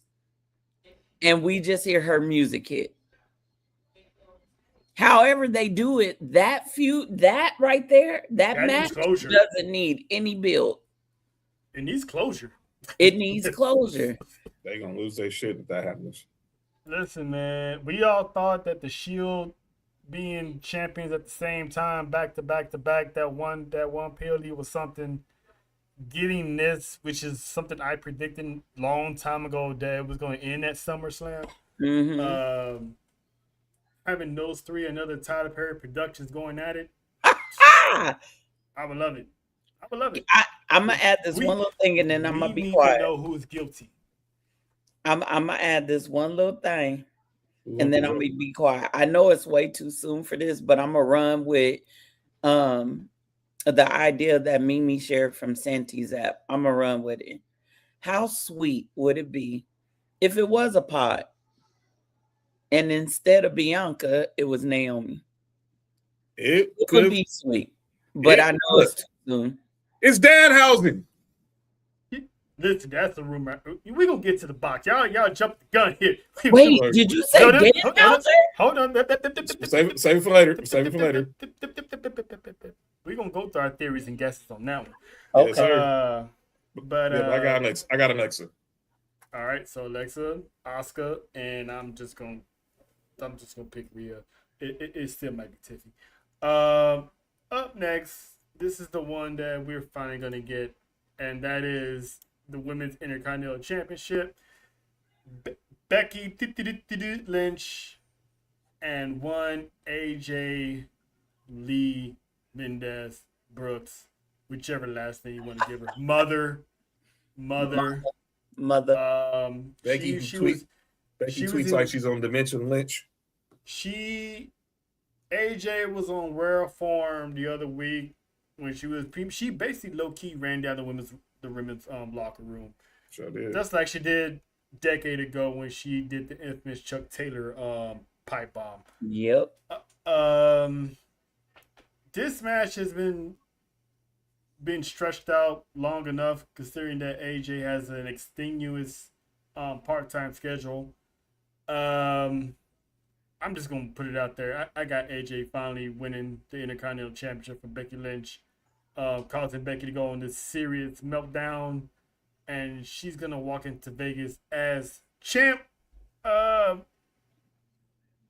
Faith, you feel the same way, or you think there's gonna be some shenanigans afoot and Becky Lynch still walks out with the gold? You know, next for Becky?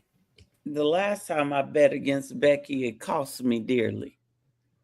Yeah, but this ain't Maxine though. Here's my thing though. It's Chicago. It's their home state. Notice I said there. Her and her husband. Will both Brookses walk out with titles? Mm-hmm. Yes. Oh, mm-hmm. Yes. Mm-hmm. Mm-hmm. Because wasn't Seth and Becky both champs when this whole feud with with AJ and Punk started with Phil. I got words for you, but anyway. At Wrestlepalooza, they were both husband and wives. They were both champs. Yep, they came out there in that purple looking like.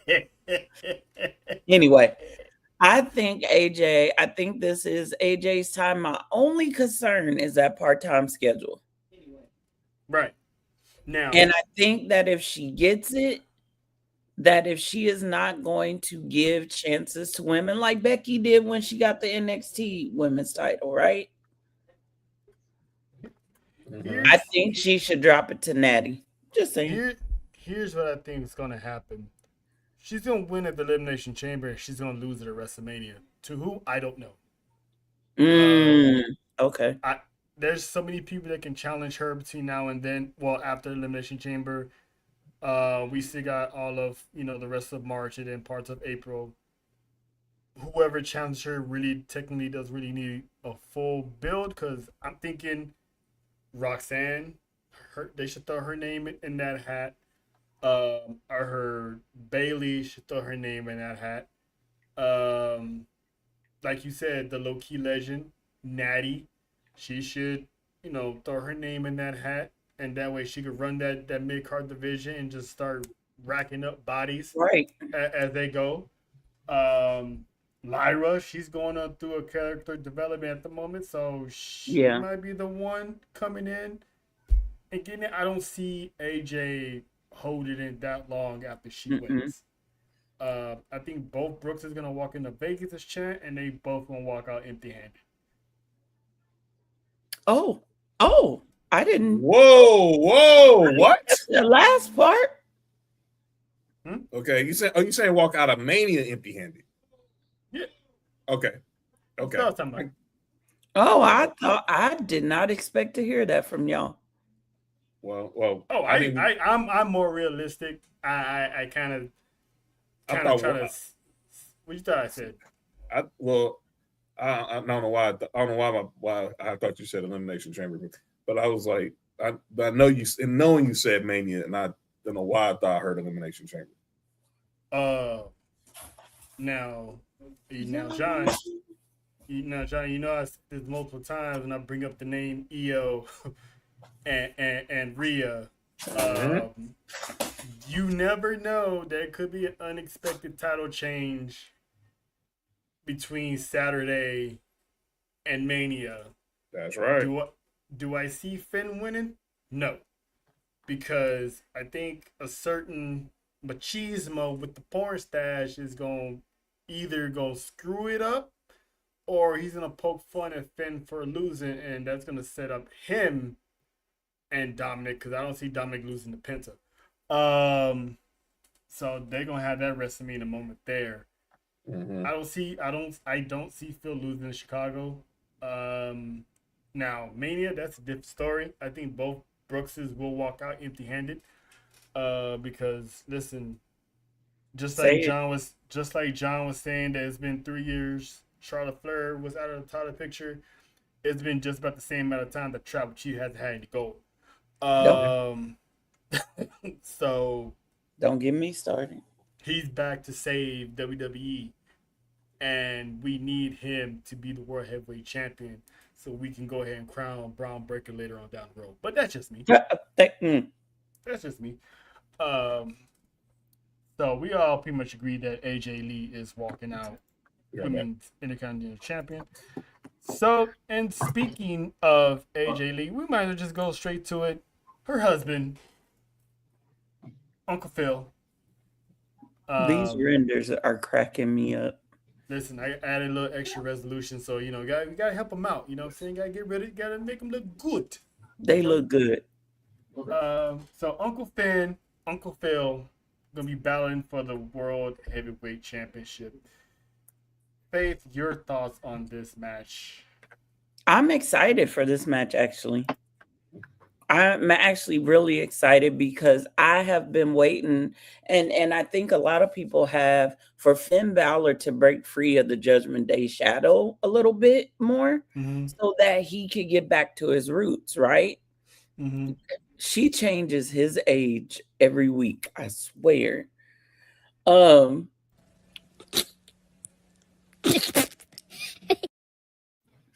but I do think Phil retains. He has to. We got to have that epic battle of him and the one that we acknowledge, right? The tribal chief. I think it's going to be an amazing match. I think we will get wild. There will be some good pops from the crowd. I think we get that "this is awesome" chant. But I also feel like maybe we see an awakening of the demon in this match a little bit. Possible. To answer not money, to Mimi's question, I don't think Pence is gonna win. He might. Let's just say Dominic, makes a comment about Finn losing, and then Dominic loses. Mm-hmm. So those two can still go at it at WrestleMania. Finn helps him lose. That too, and let's not add, Dom also has business in AAA as well. So there's a chance he might lose his mega championship also. So that's going to add more to this feud because he's going to lose it all and Finn's going to rub it in. Like, what happened, Dom? Thought you had it under control, and we get that feud. So I'm hoping Penta wins, but if he doesn't, I'm not going to be mad because I know where it's going.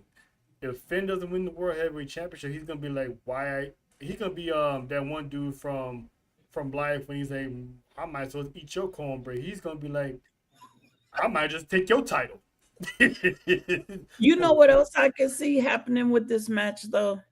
Because it's something that Finn said on Monday to JD. Nessa, he's losing both titles. Get over it. Go ahead. Yes. Let it go. And shout out to JD for a smaller head. No shame. I'm not trying. I'm not trying to bring any kind of funny. He looked great on Monday, and his head was smaller. But whoa, Stu said you got a smaller head. Hey, yo. Okay, so y'all taking it. Okay. Anyway, he said something. Why I got to get arrested? Why I gotta get arrested? That was an illegal play on the field, man. But he said something that sounded very, very, very familiar to the previous world heavyweight champion in the Judgment Day. I know Finn's not a world heavyweight champion, but what he said to JD was, I appreciate it, but I got to do this on my own. Whenever. Didn't Damien say that? Exact. That's my point. So I think they are using that because also Rhea has said that. Her and Damien both said that before she got injured. But I think that is kind of the catalyst to say this person's on their way out of the Judgment Day. Mm-hmm. And Finn needs to be free from the Judgment Day at this point. The boy can still go. He can still go. Yes, What's wrong with money? What's wrong with money? Yep. What's wrong with money? No, because we talked about it. Is JD look great? Head reduction is insane. Yeah, I didn't know that was legal. But anyway, but yeah, I can definitely see it. That's the perfect seed plant for a face turn. When they start talking about doing it by myself, it's always like, oh, really now? Oh, okay. We're gonna find out how you can do it by yourself then. Well, and the Monday before that, if I'm not mistaken, didn't he and Liv called him out on it? Didn't he shake CM Punk's hand? He did. You did. So the seeds of the turn are already there. Mm-hmm. And oh my god! And y'all really obsessed with reducing head, huh? And didn't CM Punk stir the pot when he had all the Judgment Day in the ring and he turned his back and he still questioned if can Finn do it on his own, and Finn was like, you know what, actually I got this. So listen, man, this match is gonna pretty much almost put the nail in the coffin of a Finn Balor babyface turn, because the moment you start seeing Balor Club shirt merch, that was already a telltale sign that this man is on his way back. Well, and then where does JD go? Where does his allegiance lie? Because who brought him in? And JD was back and forth going at it with Finn. So I think they like those guys, they're just gonna break off, and Dom's gonna stick with obviously with Liv and possibly Roxanne and Big Sexy until she has enough of Liv Morgan and she breaks away from the Judgment Day, which that one is coming soon, by the way, as well. Agreed. But I'm looking forward to it, man, because Finn is definitely, and if you notice on Monday Night Raw, everybody was in Judgment Day merch except Finn. He was in his Finn Balor stuff. Just all casual, and you know, it's happening, people. The signs are there. We might see the demon in Vegas. That would be great. Hashtag man pennies. There you go. I knew somebody was going to say it first. And then, of course, the men's Elimination Chamber. We got Bronson Reed's replacement, the one and only Jey Uso, the young OG Javon Evans, Trick Willie himself, Randy Orton, Cody Raheem Rhodes, and of course one LA 99 himself. Yeah. This is another star-studded field, but shout out to Javon and Trick. These guys are gonna be representing the culture. To close out Black History Month, they qualified for the Elimination Chamber. You know, shout out to them, and shout out to Trick for making his media rounds with ESPN and all the outlets with his living pepper steppers. I mean, the man's a bona fide superstar. Yeah, he had the women in Louisville going crazy. Listen, and I'm pretty sure Lash at home, like, listen, you ain't that funny, so I'm gonna need you to relax. Well, I think Lash might talk to him about something else he said. Didn't he say that Magic? We're not going there, Faith. No. Continue, Faith. Okay. What'd he say? Didn't he say that Magic City had the best wings? I mean, they low-key do. They low-key do. But how you know, Trick? Well, I thought she was talking about the other egregious thing you said. Thank you. Okay. No. I mean, you can still go to Magic City for the wings, man.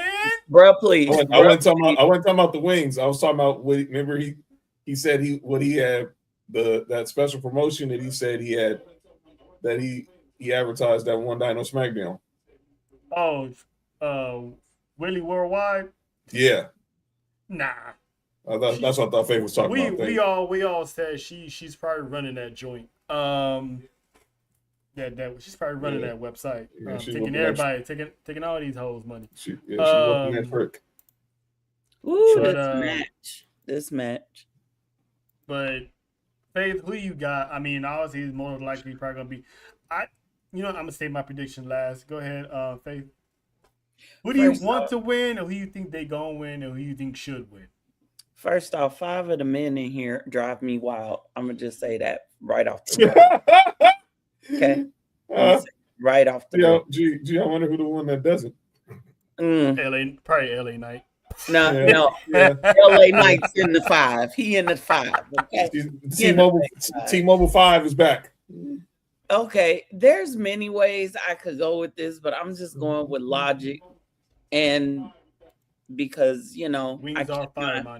I keep my ear to the street, but I would like, and some people might get me, and JoJo, if you watch this later, I love you, don't come for me. I would like for LA Knight to win. Okay. Who I believe is going to win. That thing in the middle at the bottom. Pause. Black on black crime is insane. He ain't black. Stop it. It's driving me crazy. Stop it. Blame the IWC because they crowned this man Raheem. So look, it wasn't him. Ain't no black in him, but he done been in some black. We'll just leave it like that. And it made him black. Go ahead.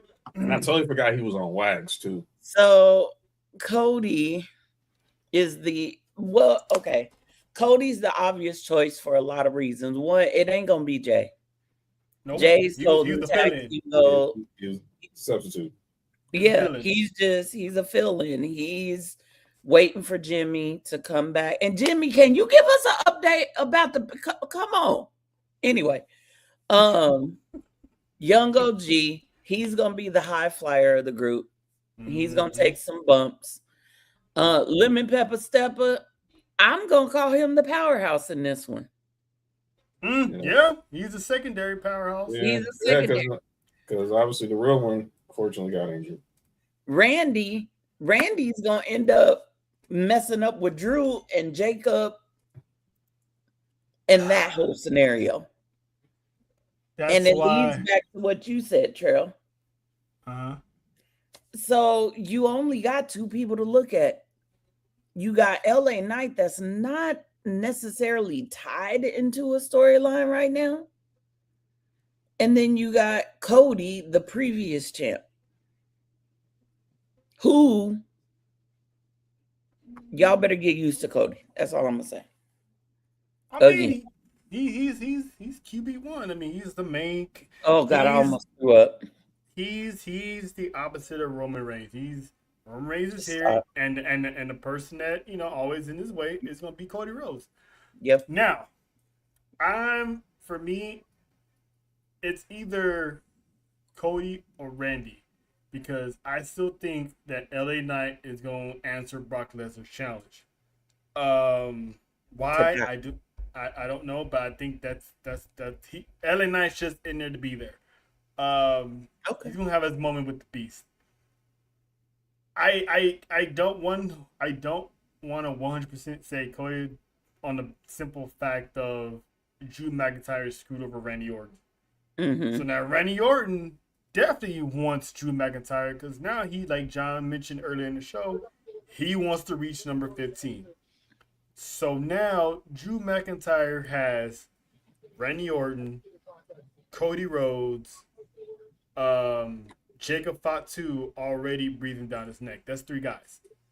So I somehow believe Jacob Fatu will be seen in Chicago, and he's gonna wreck shop in that match.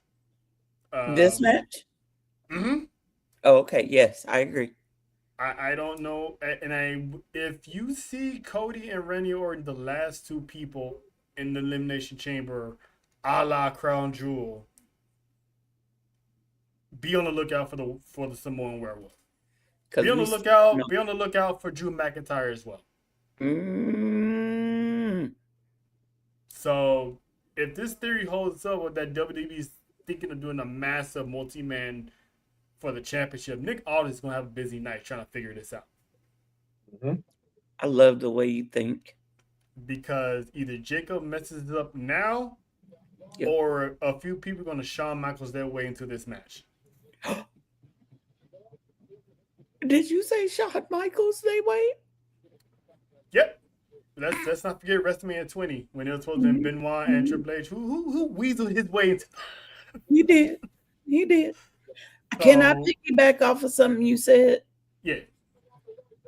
I love the way you think. I love how you tied that together. And I see that now, because I forget about the Brock element when I look at this match and the participants in there. And so it could, I could very well see it being Randy, because has Cody got his rematch? Did I miss that while I was gone? Nope. So there is a way that if Randy wins Elimination Chamber, that's how you get to that multi-man match for the title. Cody didn't get his rematch. Randy wins the chamber. Jacob, because Jacob thinks any of them could have done it. Mm-hmm. We still got to solve that one. And we don't know if Randy was involved or not. And the last couple of years of the EC, somebody done broke into that chamber. Yep. That's the one, Money. Cody's going to have enough He's gonna get sick and tired of people getting into his business, screwing him over. What if somebody got took out before the chamber? I just hope it's not Javon if that's the case. I don't Now, think it would we be. don't need another Kofi incident. No. I don't think it would be OG or Lemon Pepper Steppers. I actually think it would be Jay. Who would take Jay out? Don't tell me it's gonna be Blood. You act like the Bloodline ain't done that before to get ahead. He's not. Day? He's not. He's now. Someone else could take Jay out, and Jacob just so happened to be in the building, and be like, "Hey, you know what, Jacob? You gonna ruin my show anyway? Go ahead and help yourself." Yep. But then Jake will have to win the Elimination Chamber. Mm-hmm. I mean, there's a couple ways to go, but if we keep it as this, then yeah, I could see Randy. Because the reason why I said it, because what other reason does Drew McIntyre have of attacking Randy Orton? They have not intertwined themselves at all for a while, ever since he got dropped that RKO a while back. Right. They never. So why is he messing with Randy Orton now? But They're adding people to this. I think Drew's a liar, and I can go into that at another time. Not liar Drew. He's been telling the truth the whole time. Drew McIntyre lied? No. Yeah. I think he lied, y'all. I think he's a liar because of something he said when he was standing in that suite. Something with a particular phrase that connected to what happened to Jacob in the area of which the injury occurred. Didn't he tell Jacob, "You all bark, no bite"? And then he started laughing. Oh.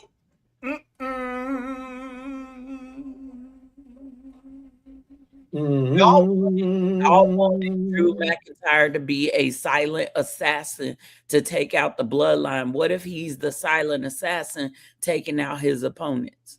Just saying. Drew don't want to deal with Jacob. He's been showing us that. And he's getting tired of Cody. He's getting tired of Cody. And then now he stuck his nose in Randy's business, so now Randy's gonna be coming after him. Yep. This might end up being a fatal 4-way.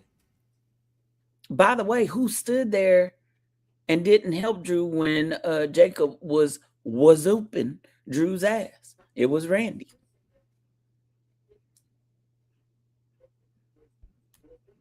This is gonna be a fatal 4-way, y'all. Mm-hmm. And it's gonna be good. And if it's a fatal 4-way, I tell you right now, Simone Werewolf better walk out of Vegas WWE champ. Imagine that man show up with a shiesty and championship around his neck.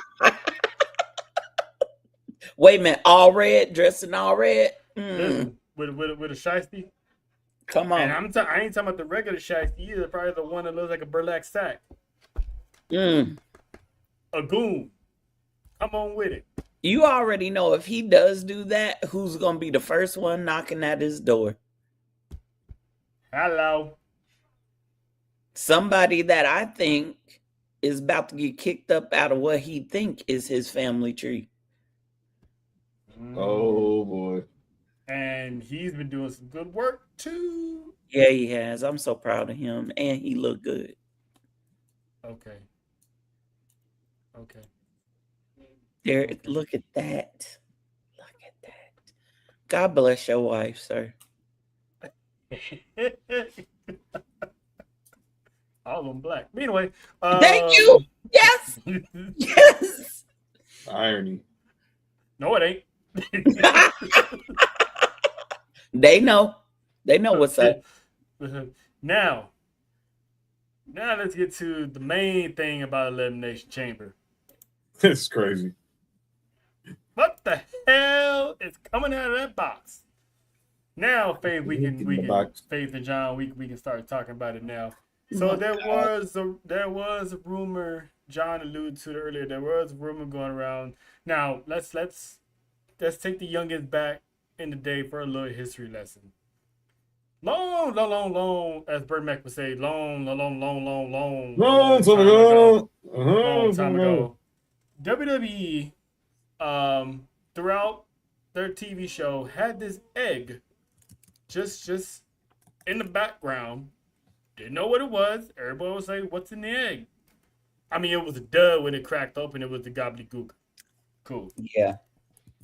Now, we all know Triple H is good at rewriting history, major parts of history. What if Nick Aldis, Adam Pearce, they're going at it with each other over this box? You keep sending it to my show, you deal with it. You keep sending it to my show, you deal with it. All right, we both open it. They open the crate and you get that face popping out of the crate. It's gonna be hilarious because it's gonna piss a lot of people off that it's gonna be Dan. It might be Dan House. I think. Oh, okay. Well, And if I'm not mistaken, Dan House's contract with AEW is up already. So take that for what you will. John, I'm gonna start with you. I'm gonna have Faye go last. Who or what you think is in that box? Mr. Iguana and a nice size Ieska. I'm just kidding. Nah, Sex doll. Lola's not complaining, and neither was Lataxica. Neither was Maedra. not touch. Don't touch that. What's in this crate? I really don't know because obviously we can't. The Jericho theory is dead because his contract's on ice. Could it be? It's not Oba. It's not Royce Keys. We've seen them in multiple facets outside of in WWE already.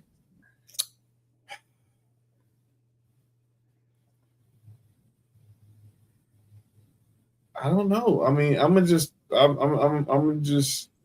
throw something wild and I'm just throw something wild out there. And I know I'm wrong as two left shoes because I really don't know. What the heck if it's The Rock in there? I'm just gonna say that. What if it's The Rock? And Cody and Cody's wins Cody is obviously won the chamber. And his time and he comes back to tell him to go F himself.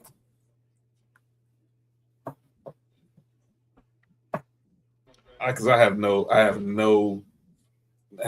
clue, no real thought besides it being Danhausen. It'd be a joke because obviously he's the odd in Vegas because this would be something he would do. But what if it's The Rock just coming back to get another lick in on Cody and tell him this time, now you go F yourself. I think Dwayne would just come out. Yeah, he would. That's why I'm just trying to find something so I don't go blank on this answer on this segment. It's him. It could be him. Because we haven't heard any recent rumors about any new signees, any major signings. Obviously going into Mania, or here's another crazy idea. What if it's Seth? I mean, let's just say if it was, what's the point of it now? Good point. I don't know. I just don't know. Because obviously injuries and stuff, I just don't know, man. What if it's that guy from New Japan that's rumored to sign with WWE, Evil? That was my number 3. You just took my number 3. Okay. That would have been crazy. Evil. I mean, who will he be unleashed on if that's him in that box? It'll be a squash. It'll be it could be Apollo Crews. I don't know. But they got to open this up. Why you got to put the brother on the chopping block? It's got to be. They're gonna open it Saturday. Faith, who you think? What was your other theories outside of Evil? Okay, you took Evil. You know, sometimes you need a friend. You know, you got a friend in me. And what's another name for a friend? A buddy. No way. Buddy Matthews.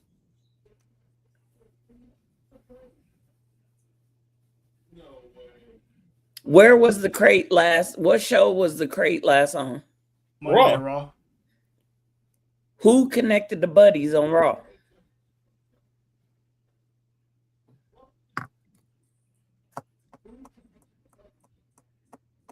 Rhea Ripley.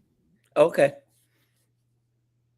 If Rhea somehow wins Elimination Chamber and gets that title off Jade, that means that Rhea has to go to SmackDown, right? Mhm. Which is long overdue. I've been saying that for a good year. And Rhea has been interacting with a certain someone who I am praying is bringing back the House of Black. Damian Priest. And Aleister Black. Well, Alistair had the best of both. He's gonna be at Cosm in Dallas that day. No. I'm not saying Okay, I get what you're saying. Okay, I got you. I'm saying if Rhea goes to SmackDown, we know WWE will keep couples together on the same shows. That's definitely true. If Buddy's in that box, he's going to SmackDown, which would fuel my hopes of him and Aleister rebuilding the House of Black. So that's just one. Okay. You took Evil. This one's far-fetched, but what if it's a young man by the name of Isaiah Fatu? That would be insane. And if y'all don't know who I'm talking about Zilla. Mm-hmm. My last thing is, it is the same size as a pod.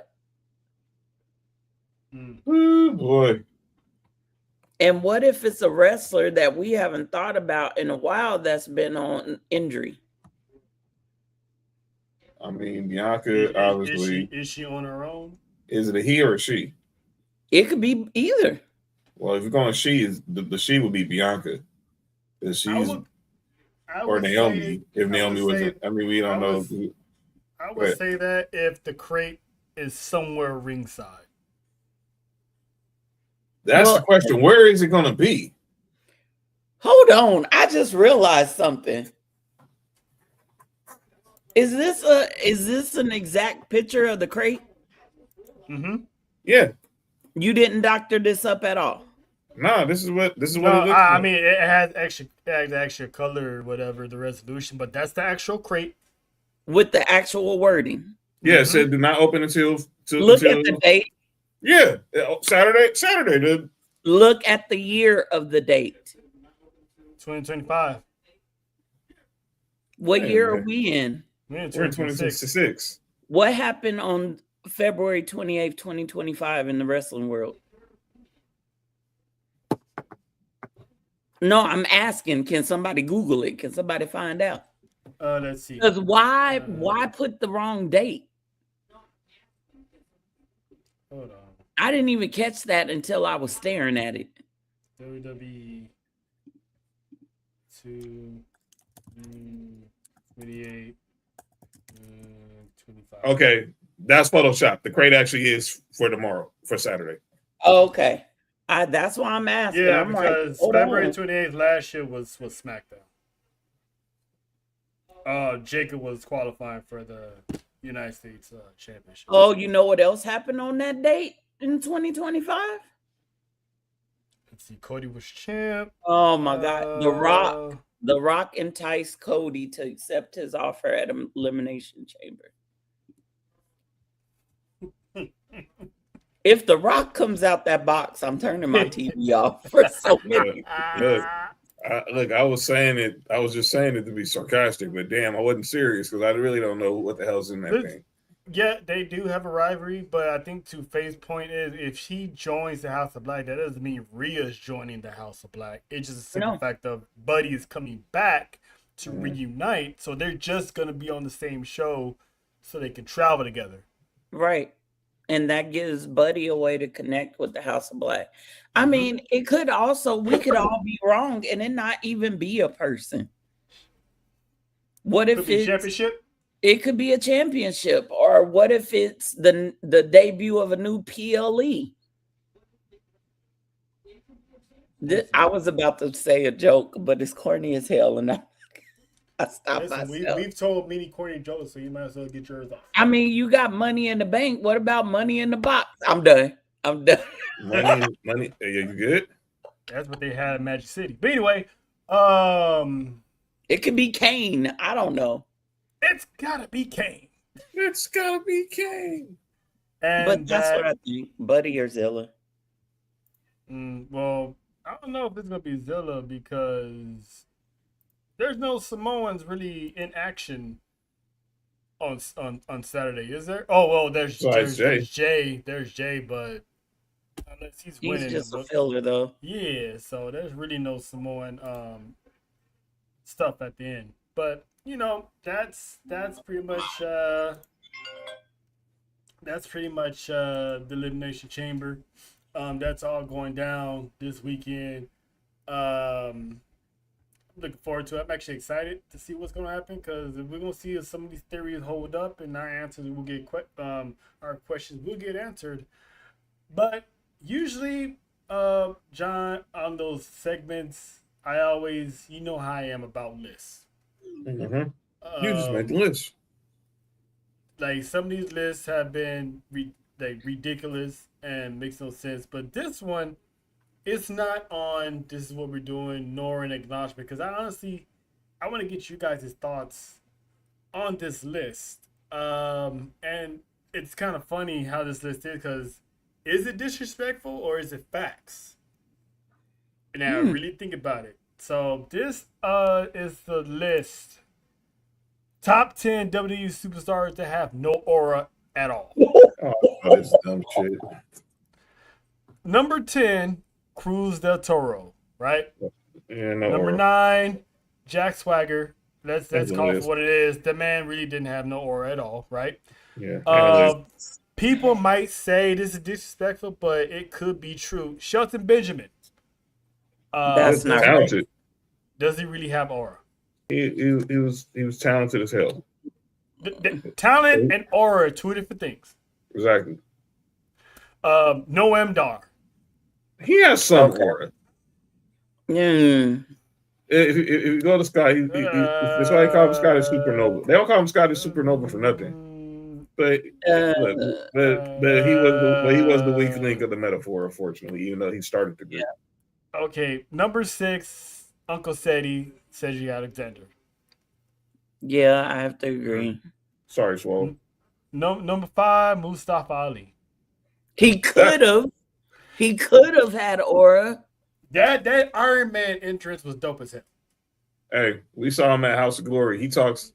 He walks in with swag and he talks trash to everybody. Listen, that Iron Man entrance he had with the before he got screwed over by Brock Lesnar and got taken out of the WrestleMania title picture. He could have been. Number 4, Apollo Crews. Like I said earlier. None. Number 3, me personally, I would have put him at number 1. Ricochet. No, he deserved to be in the top 3. 0. Jada Kiss is somewhere turned over in his grave. He ain't even dead. Santos Escobar, number 2. Oh, okay. First, that's wrong. Okay. Santos is just like Mustafa. He could have had aura. If they had built, look, it's no joke that they don't spend a lot of time on the Latino wrestlers prior to AAA. Mm-hmm. Let's not play like I'm telling, this is facts. Mm-hmm. The only one they really focused on was, rest in peace, Eddie Guerrero, we miss you, and Rey Mysterio. Mm-hmm.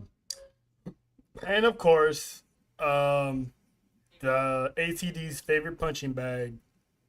Now, hold on. Sami Zayn, aka Samuel Snitch, is at number 1 of having no aura at all. Outside of Canada, does this man have aura? No. No. And last Friday or the Friday before proved it. They booed that man. How do you guys feel about this list? Is it in the correct order? Would y'all tweak some things? Faith, I'll start with you. I'm gonna say, okay, everyone on this list, yes, I can agree they had zero aura. So I just feel like, yeah, it's in the right order. I feel like Jack Swagger should be higher. We the people. Listen, Oh God. listen, Oh, Raheem has a little aura. That's Cody has aura. Don't come on, Tribal Chief. Be real now. Be real now. He has a little aura. He has a little aura. because of his crybabies. Hey, it don't matter how you get the aura. It don't matter how you get the aura. The fact is, he got the aura. But I'm gonna say this: that number one spot is deserved, and it's not because ATD be using Sammy as a punch. It is. I am y'all. Please be so for real. We don't need a lifetime underdog again. He's cried puppy too many times. To see him go back and apologize to Cody, I'm like, you did the same thing with Jay after KO went to SmackDown. You've done the same thing over and over again. The woe is me. Oh, you're right. Blah, blah, blah. Y'all know what y'all should have done, WWE? You should have kept a certain pairing of a husband and wife, let him flip Sammy, and let them become a tag team, and all would have been right in the world. Well, it's funny you mentioned that certain husband. He got a text from Paul Heyman in the middle of an interview.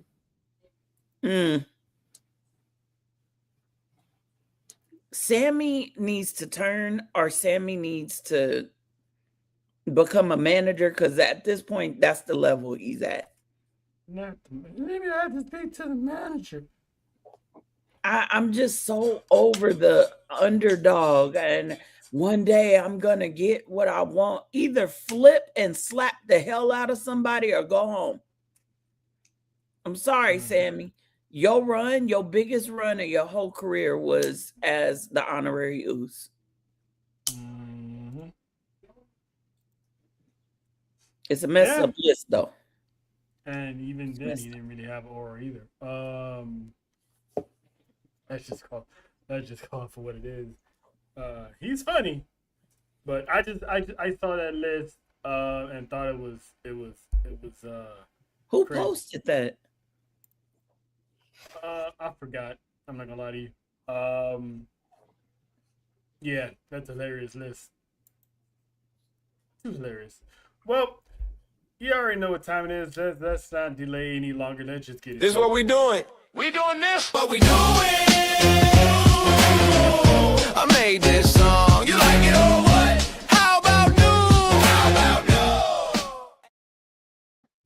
new? All right. So there's a lot of things I always see on the internet that makes no sense, and I gotta, and this time it's not a list. This one is actually a person.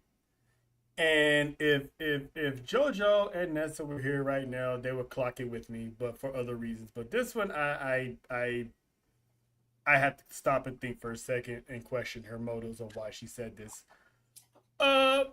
Nikki Bella. Yeah. There we go. Here we go. What are we doing, Nikki? She was on the Bella Twins were recently on the Impulsive podcast not too long ago. And she had her thoughts about the men and women's division, right? So the top half of this, I actually agree with her. I'm not gonna lie. She was like, the women's division is incredible. No offense, I think the women's division is better than the men. Overall, for the women, it's the best ever because of the opportunities given. I'm not mad at that. She's actually spot on around the money. If you want to put the women's division ahead of the men, I'm not mad at you, because we said it multiple times here on this show that the women have been putting in the work. That's right. And it's been shown. And we always gonna be advocates for the women. But then the second half of this, I had to stop and think to myself, oh, what the hell is she talking about? He said we need to build more stars overall, especially for the men, especially seeing how many are going to retirement soon. To lose AJ Styles so quickly, that was crazy sad. John Cena is gone. You look at some of the other top stars' ages, and you're like, oh wow. I'm gonna throw some names out. Um, Carmelo Hayes, is he not a star? Yep. Trick Williams, is he not a star? Mm-hmm. Yep. Jacob Fatu, is he not a star? Yep. Come on. By the way, AJ was the one who told Jacob stop wearing the shirt in the ring. Ilya Dragunov, Come on. Shout out to the dungeon. Solo Sequoia, Come on. See, Trick Williams. you said Trick Yeah. already. I did. You sure? Yeah. The ruler. Obafemi, Come Javon on. Evans, Yes. Come on. Penta, Yes. Come hell, even the Americanos. Yeah. The Starbucks crew. What is she talking about? They got the stars already built. She backtracked quickly after she said that too. Like, hello, LA Knight. Yeah. Excuse me.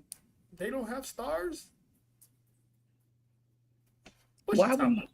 Why were you acting like this chick ain't a ditz? I'm sorry. It's Breeze. It's clearly Breeze a smarter one. But anyway, Thank you. Renewed. But seriously, why you sound like a obnoxious white dude from the valley? That's what it says. That's what it sounds like. Remade. That's what it sounds like, dude. Like, Let me a grande americano. Hold the cano. gracias. Rayo. Bravo. I love how Grandes amas. I love how she still mentions John like they still. Anyway. I mean, John Hard is for gone. me to judge. John Cena is gone. But it's like WWE got stars in place. Braun. I haven't even mentioned Braun Breaker. Bronson Reed. She don't Hell, know Logan what Paul. she knows. She gets on his show. That's a star. I know he felt offended afterwards. Had to be. It's like Nikki, just stick to your podcast. So Cooper DeGino said, "What's up?" I wish you all success on your podcast, being fellow podcasters. Yes. But if you're gonna say something like that, at least watch the product, Please. Oh, come on. because the stars are there Come on. and they're being built as we speak, and they're right in front of your eyes, getting pushed. They're in these elimination chamber matches. They're having spots at the Royal Rumble. Oh, look! The moment you say Nikki Bella, look who popped into the chat. The man with Nah, stand down, Dale, please. Stand down, Dale. We're doing you a favor. Stand down. We're doing you a favor, Dale. Listen to the homies. Stand down. Don't be the rat that's all the cheese on the trap. Oh, we don't know what you're talking about. But all them people I listed, man, those are the stars. So what is Nikki talking about, man? Oh, here we go. See, Dale, you started something, dog. See. Out to JT in the building. AJ and prayers out to JT. Hey, JT, shouldn't you be on YouTube, not Twitter? Anyway,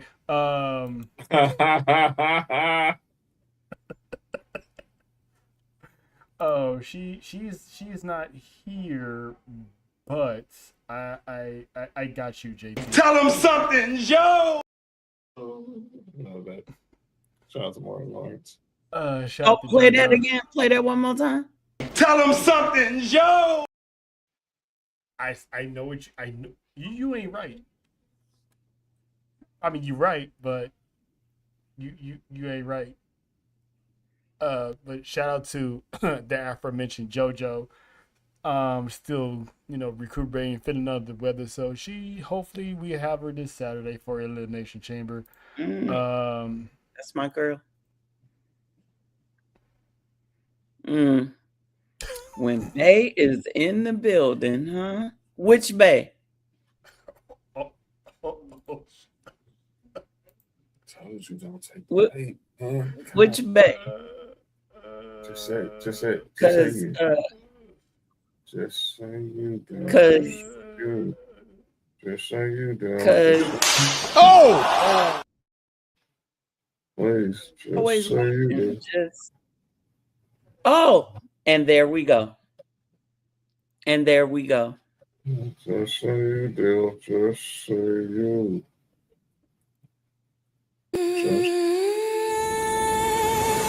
Welcome to JoJo's Penitentiary, where dreams are caged and hearts ain't free. No key, no way, no apology. Welcome to JoJo.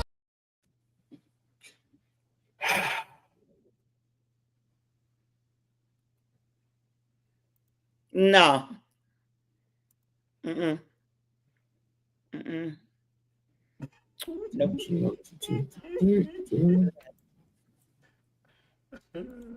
Shit.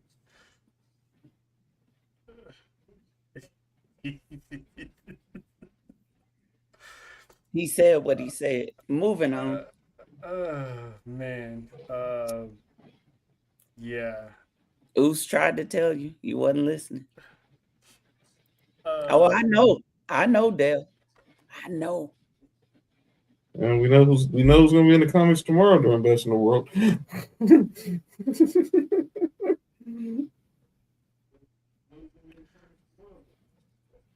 Faith, you got anybody you want to call out?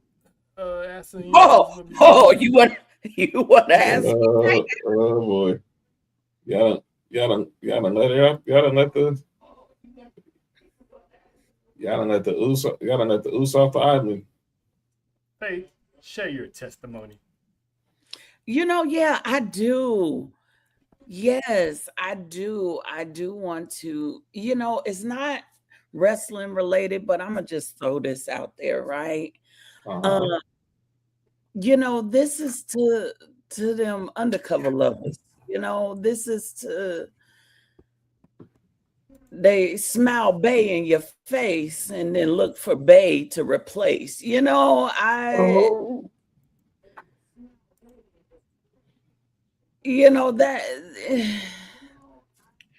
the chaos you are trying to bring, sir, or madams, because I'm not pointing out anyone specifically.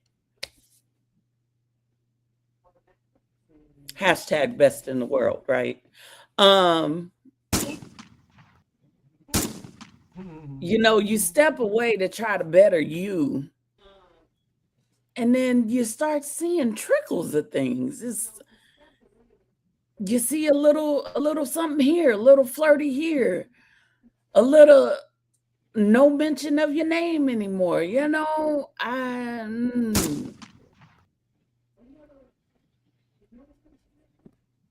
Could have had all this cake and thighs, but you try to bring a divide.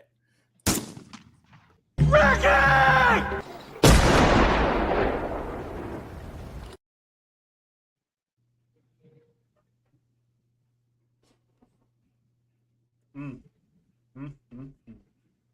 My Lord, my Lord, my Lord.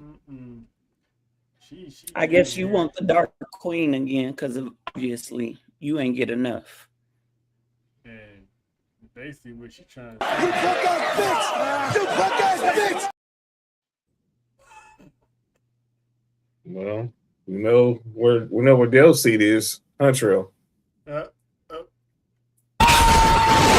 Ejectocito, cut! Applications for a new king are open immediately. Hit me up at Erica Phillips 79 on Twitter to submit your application.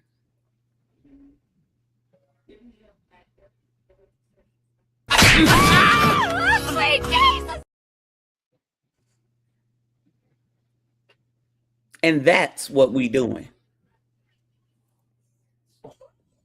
She ended it with the name of the segment. Damn, I gotta follow that up.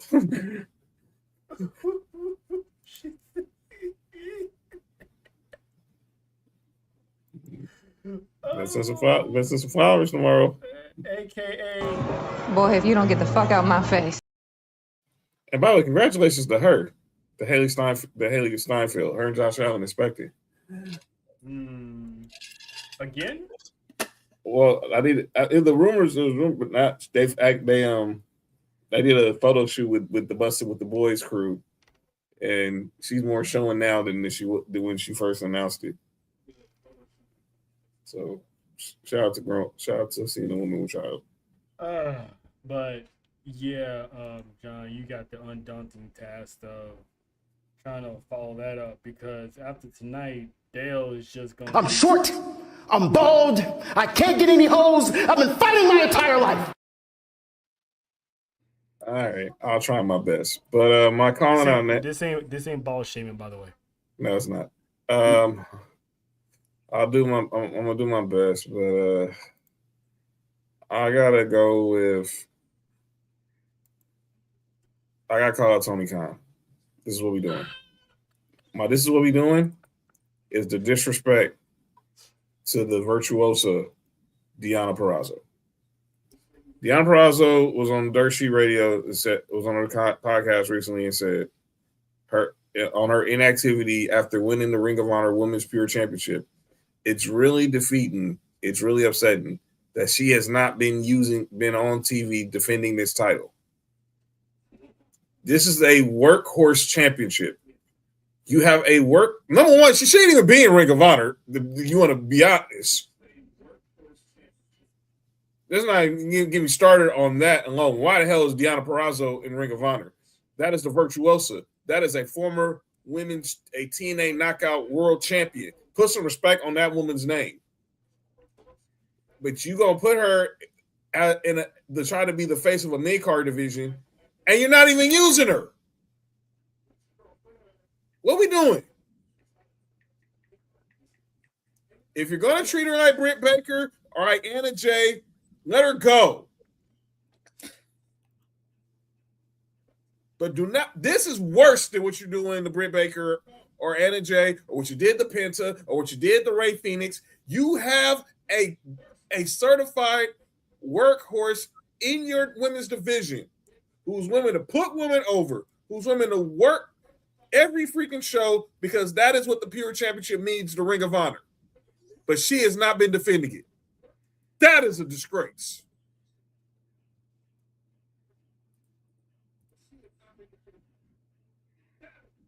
I tried my best to go after Faith, but damn, what we doing, dude? Come on, man. I should have had you go last. Anyway, spoke facts. Yeah, I mean, and I forgot they even have Pure Championship.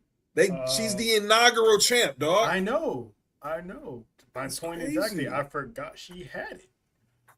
That's worse than having Athena down there as champion. At least you still saw her every week, but not have your champion featured on the show. That's pretty bad. Cause he don't care about Ring of Honor. But you got Red Velvet taking on Zeta Steel tomorrow, and I love me some Red Velvet. It's like I thought I might when they brought what he's doing to Ring of Honor is the same thing Vince did to ECW when they revitalized ECW. Mm-hmm. They burned it to the core. If I was Tony Khan, I should have easily built Ring of Honor to compete with NXT. Mm-hmm. Because Ring of Honor should have been a stomping ground to have these people go through Ring of Honor, revitalize that place, and then when they're ready, go to AEW. Not have Ring of Honor champions put up to AEW in championship matches, or eliminator matches, or these tournaments, or these ladder matches. Like, they got their own championship to defend. Why are they here? You don't see JC Jane pulling up and being part of the Elimination Chamber to get a shot at Jay Cargill in the WWE Championship. No. You didn't see Ricky Saints pulling up to Money in the Bank to qualify to get a briefcase as NXT World Champ. It's like, what is this man doing over there? He's basically killing AEW. I mean, the Righteous could have been that team over there. They in TNA now. And don't get me started what they did to Trey Miguel. That still doesn't sit right with me. And I'm happy for Trey Miguel. And you're a fan with me forever. Britt Baker has not been seen since she had that feud with Serena Deeb. Where is Serena Deeb?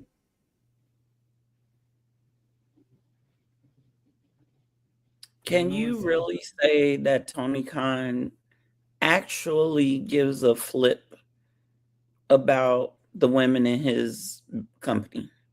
It depends on what it is. But yeah, that's my whole point. But yeah, they got the best division. He loves the hell out of Mercedes. Yep. He did with Jade. I think Jade is pretty much like LeBron going to Miami. That was just that was to get her, and she knew where she was going to go. Right. Look at what they're doing now. Obviously, you signed the Inspiration, so you better push them if you're gonna have a tag team division. Yep. Big shout out to the Babes of Wrath again. Speaking of women's division, Penelope Ford got hurt again. Yeah, I saw that. Just bad luck. It just stinks for her. I'm sorry to hear. I saw that she got hurt on a moonsault. Put Megan Bayne by herself and have Megan Bayne become the women's champion already. Yeah. They clearly want her to take the TBS title off Willow. That's what they're teasing. Whichever one. And Tekla takes on your girl Thunder Rosa next week. And shout out to Thunder Rosa coming back again from her hiatus, another injury and stuff like that. She's looking thick too. I met her. But yeah, where's Serena Deeb? Where's Britt Baker? I haven't seen Nyla Rose. Where's the bunny? She's still employed. Anna Jay has not been seen. At least give her, if her contract's getting up, give her a goodbye tour. What happened to Ty Mello? There's Monet. She's been spotted. She's been seen in spots. Exactly my point. In spots. Where is this? So they do have a stacked women's roster, but they just don't use them. But yeah, they all said Bunny gone. Oh, see? He put all his energy into Mercedes. Not saying that she's not. Do I think she's upper echelon? I have to be for real. No. I don't. Not to carry that many titles at once, to be blown up like that. No. That to me was y'all didn't want to give me or let me have a decent run in WWE. I'm gonna do it here type move. Yeah. I want to pivot real quick before you get to win. Knowledge OTC. Faith, you know me. I'm anti-cancel culture. Yeah. And I believe everyone deserves a second chance, deserves another chance, and at an early fair shot of redemption. It depends. Did y'all see the story with Masha Slamovich today? She got pulled from a wrestling event, right? Yes. This literally 24 hours after that was announced that she was going to be at a wrestling convention, I think sometime next month. 24 hours. Is that case still ongoing? I haven't heard anything about the case. All we know is she owned up to what we all know the statement she released back in September, and we haven't seen it really since. But I'm like this. I hope she's not getting blackballed behind this. If she admitted she was wrong, she owned up, she took accountability, someone's got to be willing to give her another shot. And Tony. I saw that statement the promoter put out. I thought it was weak. You knew what was going on with her when y'all put her on the program. When y'all put her on with people like Orange Cassidy and et cetera, other AEW superstars who are going to be at this convention. I just hope eventually she gets her shot to get back in the ring, because clearly we would have seen her in NXT with the partnership, but now she's been pretty much ghosted. Mm-hmm. Now, I'm gonna ask a question. Um, did she deserve the first shot? Yes. But if this was a dude, how many females would feel the same way?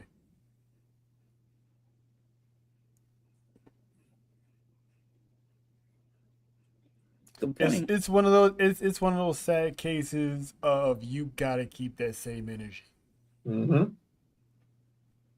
And cause there's like Jonathan Majors owned up to it. He really hasn't really done much.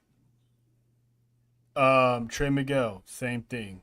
Um, Exactly now right. that now it's happening to a woman, and it's like unfortunately is this is what men, when they try to change, there's women out there that still label, guys this and that, no matter how much he changed and now how much he owned up to it. Now it's happening to a female, so we have to take it in account of would a man get the same respect. Mhm. So I get what you're saying and I agree, but it's like it's gonna be the same way because then people gonna be like, well, you guys are up in arms about this, so if a woman gotta go through it, so be. I do hope she finds a job and all gets cleared and all that stuff. Because the woman was great. I mean, she would have been a big part of that whole NXT takeover. With TNA. But she was walking into that. Mm-hmm. So, and it just happens, man. Like it's a sad situation. So we just gotta remember there's two sides of both coins. So we Yeah. have to honor that, and hopefully it blows over, and they're more forgiving on the ladies. But it's one of those equal rights things. Does that comes into play? Does everything needs to be equal rights? I think she will find work. I think she's just got to give this a little bit more time to just rest. But I could see her. I mean, she came from TNA after this whole thing came out, right? Yes. She's now back on the indies, I'm assuming. She made one indie appearance since this whole thing happened. Tony Khan could reach out to her to give her a chance. I mean, anything can happen. And I get your point too, Trill. Like, if this was a man that owned up to act like she did, he would be getting mad disrespected. And it would be okay for the disrespect to happen by some. But I think it's just so taboo to have a woman come out and say, yeah, I did the things I'm accused of. And shout out to her for owning up to it. Yeah, shout out to her for owning up to it. She knew. If you go back and reread her statement, she knew what was going to come after she let it out. She knew she would get pulled from events. She had to. I think it's just in society, you don't hear a lot of men saying, this is what happened to me. And it was done by the hands of a woman. Mm-hmm. So I think she'll get work. I think she'll get her, as we say, redemption, right? Yes. And I think she will be, again, one of the top women in whatever company she goes to. I think she goes back to TNA. I think if it clears up, Carlos Silver calls her back. Yeah, because maybe there's a certain amount of time she has to be away, whatever it is. It sucks for both her and the person involved, but I'm glad she owned up to it. Wish she hadn't have done it. Amen. Yeah, but it's always got careful what you do out there because cost you everything.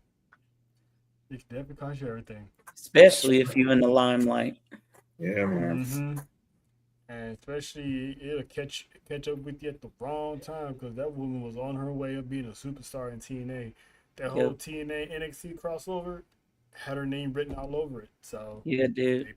they pivot. We had Kalani, JC Jane, so here we are. But real quick, I'm just gonna do this acknowledgement real quick. I want to acknowledge, Mana Us for having the courage to know when she needs to take time away to step down for what she loves to do, to re-energize, refocus, and come back. Because that's hard to admit that you need to step away from something. Yes. So for everything that went on towards the end of 2025, heading into 2026, for you to take time for yourself, block the noise, block everybody out to recharge.